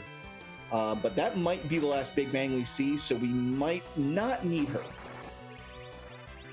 Yeah, I wouldn't be surprised to see Porum throw out a Cure 4 followed by a Zerk on Edge and then let the Zerkers finish this off.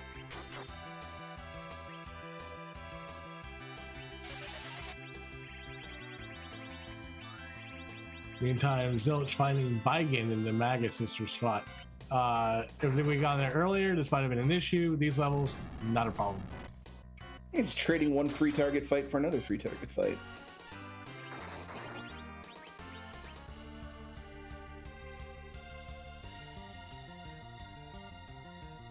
There's another Paladin. Unfortunately, no dupes in this flag set, so that's not useful. Evil Wall is going to be the second boss at Dwarf Castle, if we ever get to that point. Yeah, we could see a check with Zilch. Zilch, of course, does not know that Luka Key is where he needs to go, so he's still got to do some guesswork once he gets underground. And another Bard, so that 7th character is going to remain a mystery. Yep, I doubt we'll see any package checks. I doubt we'll definitely won't see the moon check, so. Or not moon, Giant. Beastmas likely not long for this world. We're probably getting close to Fallen Rocks at this point. And doing a little bit of run buffering here. We got Dr. Cutscene in the Valvalis spot in Zot.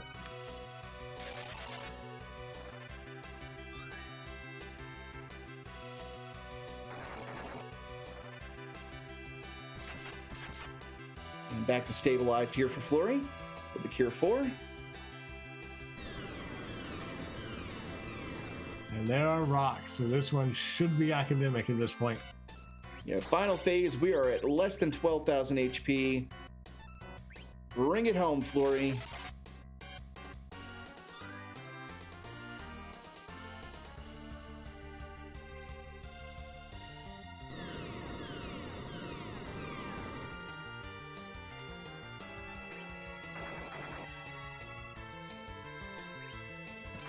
Edge and Cecil just saying, what rocks there? Stepping out of the way of them. You know, Zilch getting the adamant for the reward for completing the tower is not what you want to see. Well, if he does Fame Arch, then he'll have another Excalibur, but...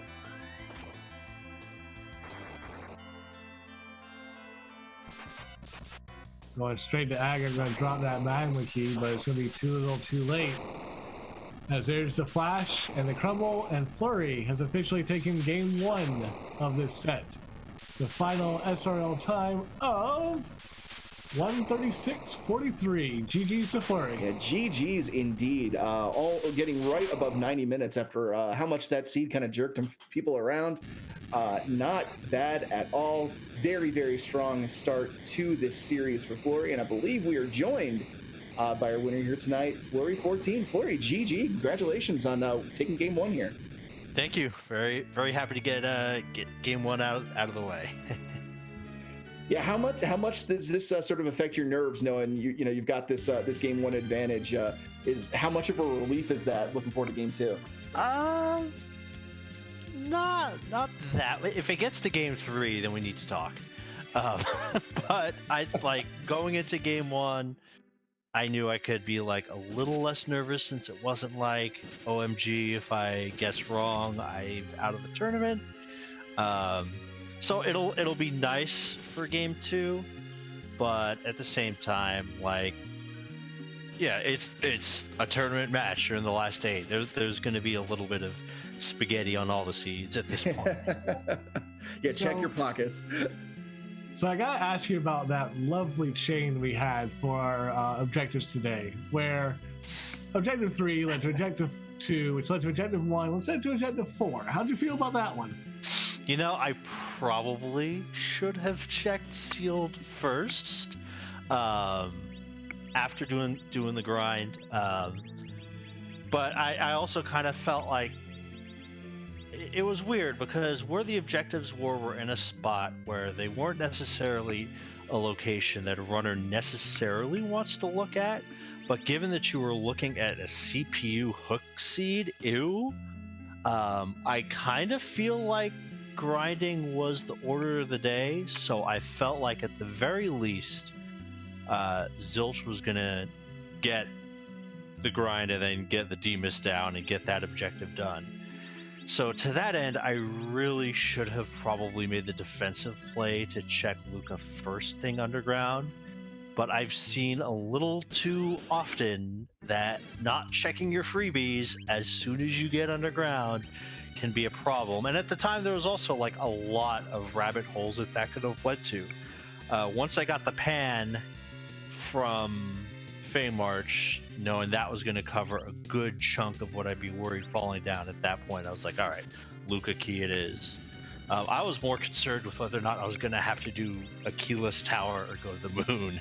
That was kind of what I was worried about.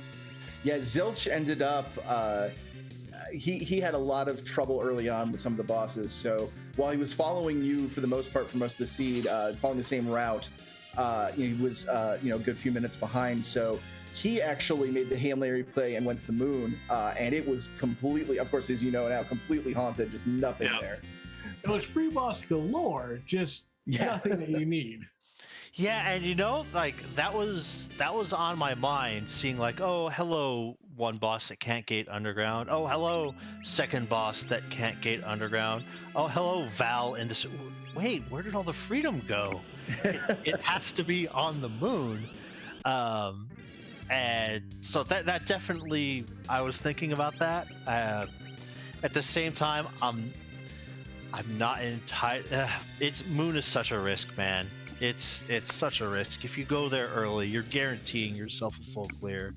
And if you don't have like at least one objective there, then you're running the risk of having a full clear and then do everything else on Earth, whereas someone who did everything else on Earth might only need one more item, can just do 1 or 2 bosses, and now you're out like 10 minutes. Right. Speaking of taking risks, what made you prioritize that twin harp check so early? It was a little defensive, but mostly because CPU at hook is just no, 25,000 HP with those levels was just not so. Now, I should have checked the hook character first, maybe, but I kind of didn't want to go back and forth. But I was kind of muttering to myself after doing the harp and then seeing Tell. I was like, boy, it's a good thing I checked harp first, because if I had done the grind, I might have just completely passed on harp. But harp is one of those things that if you get it like super early, it's really hard to tell yourself to last location that thing, knowing that you're basically giving the opponent an insurmountable lead if anything required is there. Yeah, I said the reward wasn't that good with the arty arrows, but finding that plague there was a stroke of luck. And again, Zilch was behind you by about 5 minutes, but followed the same routing and went straight to Twin Harp. Didn't get rabbit hole trying to look for plague either. What went through your head when you found that Gauntlet at Elements, by the way? Just laughing. like, ha ha, I don't have to do you today. There's been I've had to do more than enough pretty tragic giant fights on some practice seeds that I've been doing lately. So I was very happy to see the Gauntlet there, and not have it be required, because ew. I mean, hey, you want a D-Machine grind? There it is. Well, that's you had a very decisive victory here tonight. Just excellent play all around. Did you have any sort of final thoughts about the seed, or how you're feeling going into the rest of this this best of 3 series? Yeah, this was one of those seeds where I was a little thankful that like a lot of my offline practice has been working on the early game, because I swear I've gotten DKC and Yang as 2 out of the first 3 characters in almost every one of my races.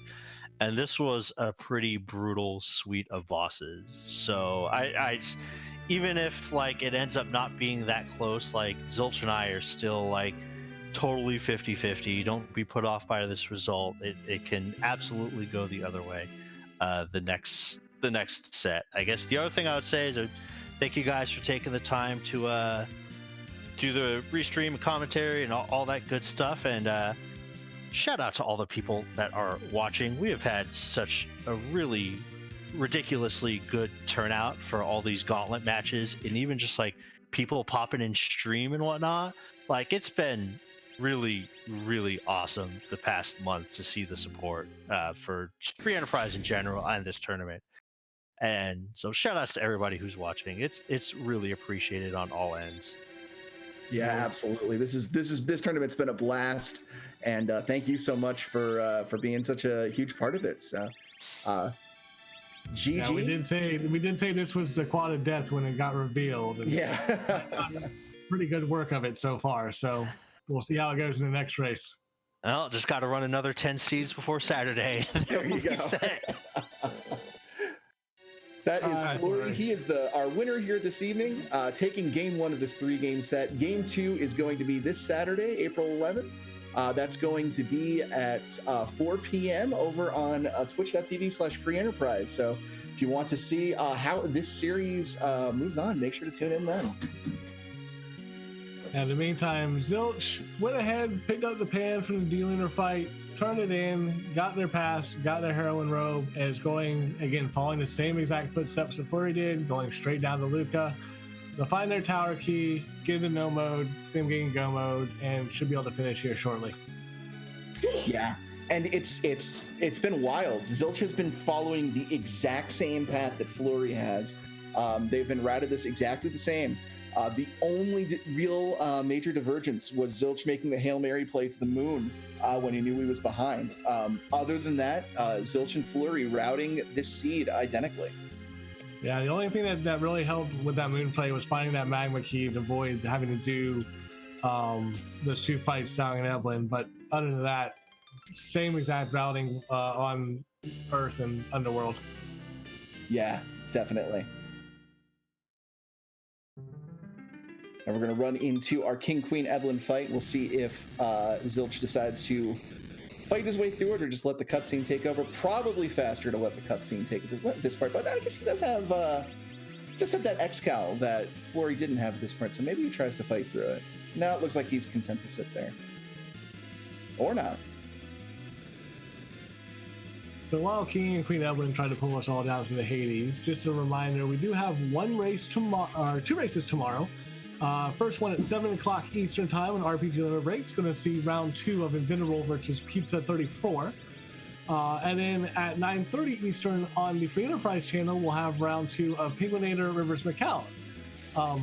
That one probably going to be a very, very intense race, as game 1, I won't spoil who won it for people who haven't watched, but there was a 13-second difference in finishes in that race. Yeah. So, yeah, we're in the aggregate 8 rounds of the tournament. These are the 8 best players in this flag set, and it really does show. We're seeing just the absolute best of the best at Free Enterprise right now. So this week is going to be very exciting as we get down to our final Fabul 4 for next week. These matches are just going to get better and better.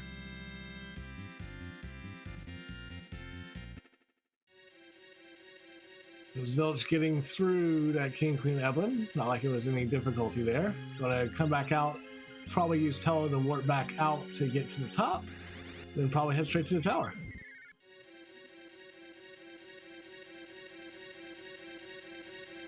Answer a question, chat. What happens in the event of a tie? In the event of a tie, the game is replayed. I believe that remains the same even in best of 3 situations. But as crazy as it sounds, we have had it happen in tournaments before. Not this one specifically, but we have run into a tie once or twice. Yeah, if I remember correctly, as you said, the match gets replayed completely, a new seed is rolled, they had to set up a new time, all that jazz. Hopefully we don't get to that point in this tournament, but if we do, just means for more Free Enterprise for us. Yeah, hopefully we don't. Hopefully we do. I don't want this tournament to end. We have nothing but ties here on out. Sounds like a deranged monkey's paw wish. So Zilch grabs the tower key and then don't think he realizes he's going to turn that in. Yeah. Zilch knows he's in go mode, but you need that crystal first. Oh, please don't go all the way to Zeroma. Is he thinking? Wait, do I have the crystal? Oh, goodness. Zilch, please. No, Zilch. You hate to see this, but the same time you love to see it. You're not done, buddy. Oh, gosh, and he's got the pass. So, yeah, this is going to be one of those check my inventory, wait, where's my crystal moments. Wait, nope, he's going to check it now and realize it. No. Hopefully. No! Oh man, this has been a rough night for Zilch. You can tell he's frustrated. Those early wipes were basically the only reason he lost this race here tonight, and those can be really frustrating. Honestly, it's a huge testament to Zilch that he is seeing the seed all the way through to completion. Just incredible show of sportsmanship there, because the circumstances he was put under, it can really tilt you, and it can really put a damper on your game. So just huge props to Zilch for seeing this through to the end. Unfortunately, we will not be finding out whose butt he's going to be kicking, because the butt turner is not in his inventory.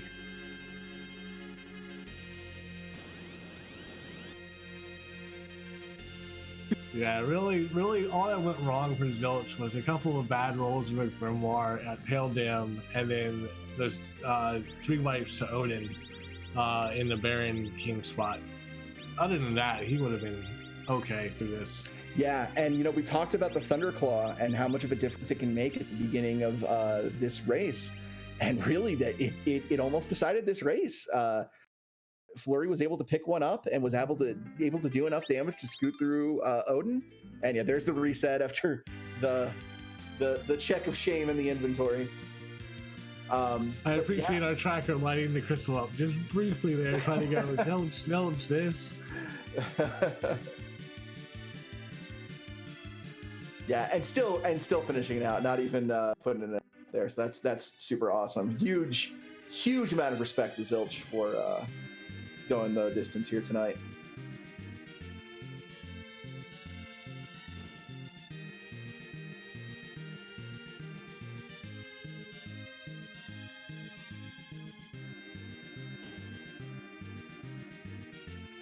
Yeah, Zilch, I believe, is gonna. He didn't keep the package. He reset out of the Kaipo Guards fight after getting it. Or no, sorry, that was Samurai Arrows. He'll 16 out of 17. The only thing he's not gonna have gotten is the package. Yeah, right you are. There were a few checks he didn't make on the moon. I believe he left the moon as soon as he got that magma key. So I think Bahamut and Pale Dim Spot were left unchecked. Correct. So he faded those two spots. As soon as he got magma key, he came back. Yeah, not a full clear.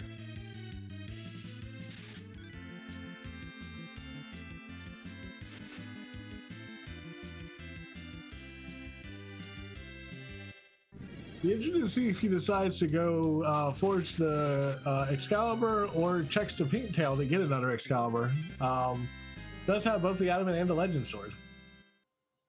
Now, does he not have an Excalibur already? I thought I saw an Excalibur in Sussex hand. I think he might have already forged it, but I could be wrong. It's possible I might have missed it when we were watching Fleury's fight during the interview.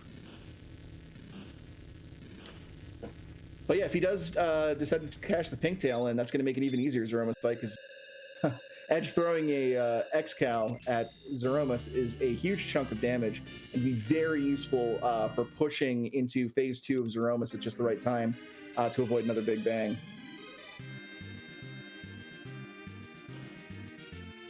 But there we go, completing the Canton room, getting that crystal. Now Zilch is officially in go mode, can head back up.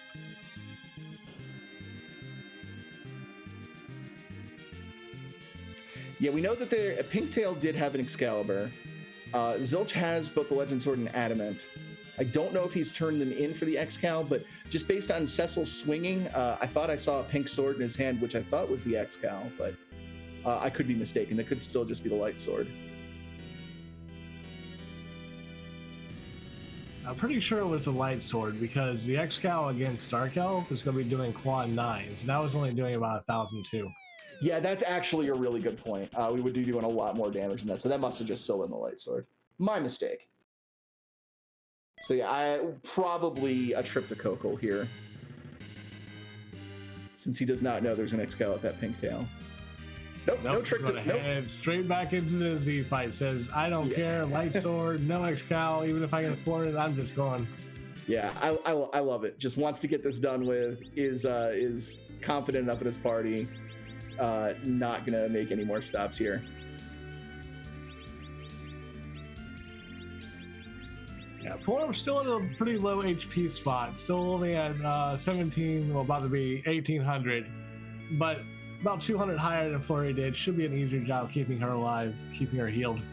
Yeah, not to mention he's got that Sorcerer Robe from the Moon, which has an enormous amount of magic defense on it for Porum. So since the only thing that Zeromus does is magic damage, Porum is going to be in a really good position here. I saw he still got the pan in the inventory. Never did Sheila 1 or 2. That's why he doesn't have the package. There you go. That's one way to avoid 17 and 17.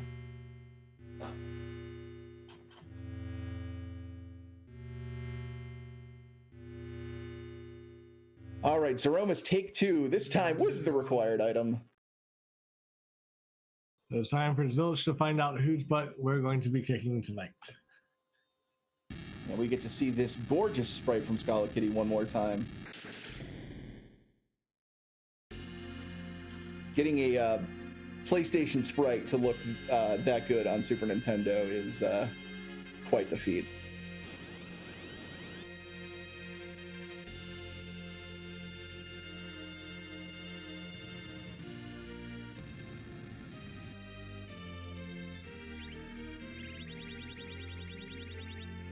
Don't go revealing your secrets like that. I was perfectly content to believe it was black magic. Are you saying Photoshop isn't black magic? I mean, kinda, but it's not as amusing as something like Spriteaga.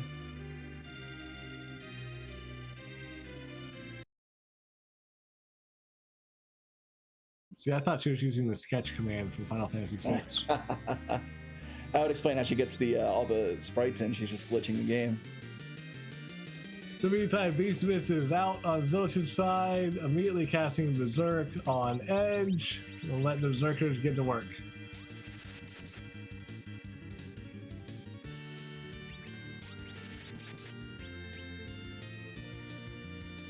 Yeah, should see very similar strategies here. Only this time with a hidden bard.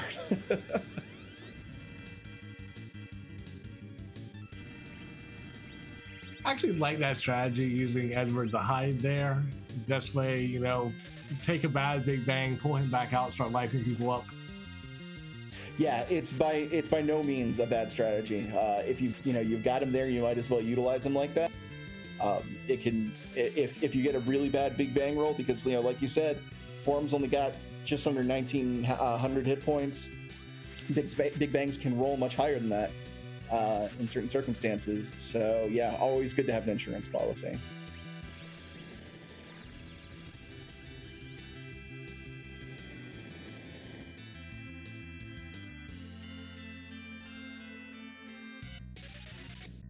And that first Big Bang successfully nerfed, and then as a bonus, Tella gets to survive and help out a little bit. But he's just going to parry. It's always fun when you can keep your Tella alive for the entire Z fight. He's done work this entire seed. Let him share in the victory in the end. It's also kind of rare to see a Tella with more HP than Edward. Oh my goodness, 10 more HP than Edward, wow. That is the spooniest thing I've ever seen.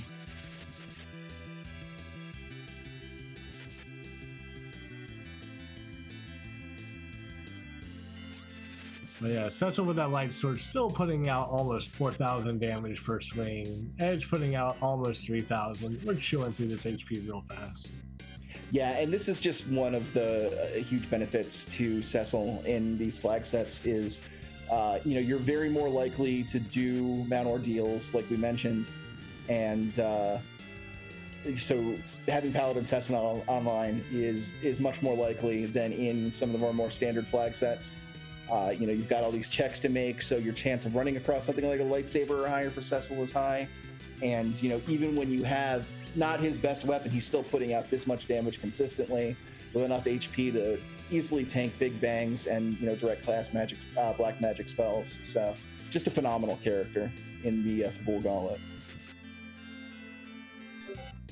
In the meantime, that is a full-powered Big Bang, takes out Forum, takes out Tella.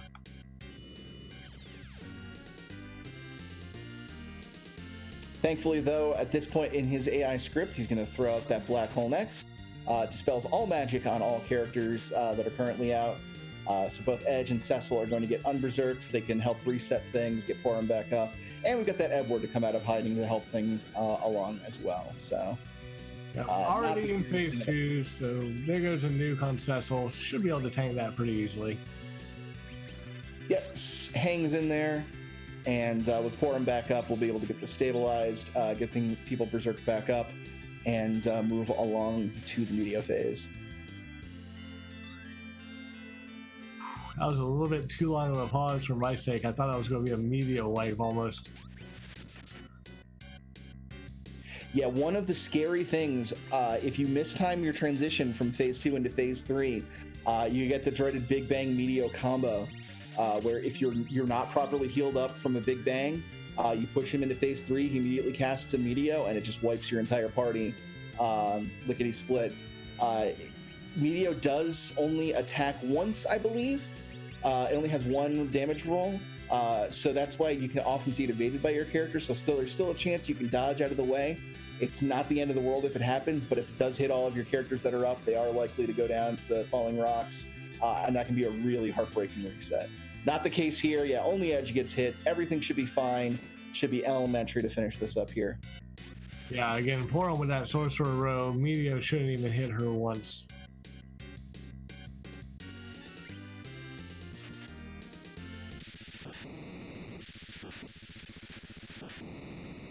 And there's the flash. There's the crumble. Zilch has finished in the SRL time of 2 hours, 1 minute, 22 seconds. GG to Zilch. Yeah, and that is absolutely incredible. That is a phenomenal time for what was nearly a full clear of this seed, and considering all the difficulties that were encountered, that was phenomenal. So give it a huge round of applause in chat for Zilch, and I believe we're joined by him right now.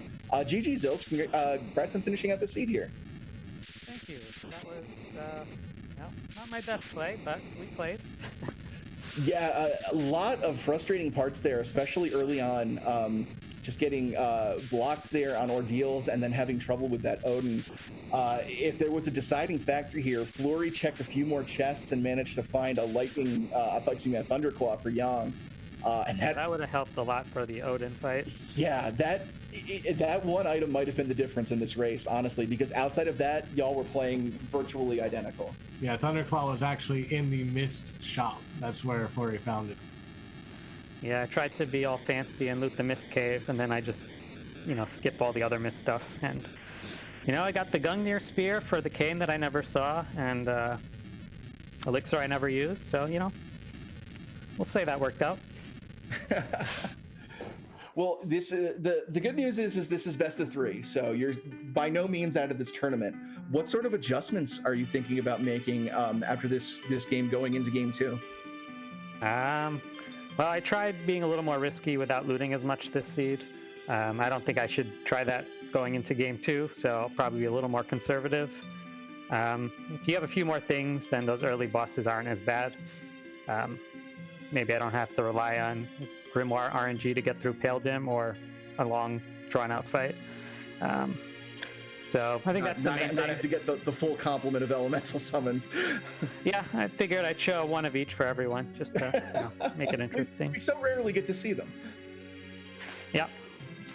And then ended with, what was it? Was there a Mist in there too for the next fight? So. Yeah. And eventually we saw Titan, so that was cool.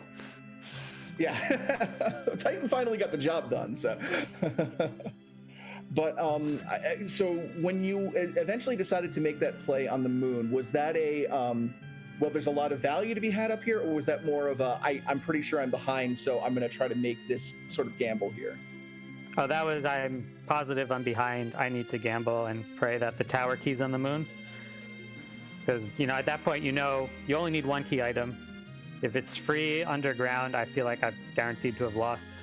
So I figure I'll do the moon, see if I can get a magma key, which at least I did. So that was kind of nice. Moon gave you that magma key, but otherwise completely haunted. But all the free bosses you could want. Yeah, I mean, I got an Earth Crystal, so I got a little bit of an upgrade for Edge and Cecil. Not worth the time investment, but, better than completely haunted. Yeah. I mean, Magma Key saves me a little bit on that CPU fight. Not enough. Yeah, but not having to sit through that CPU at Rubicante is pretty big. Well, did you have any other thoughts or about the seed or play in general? About this game 1 match here.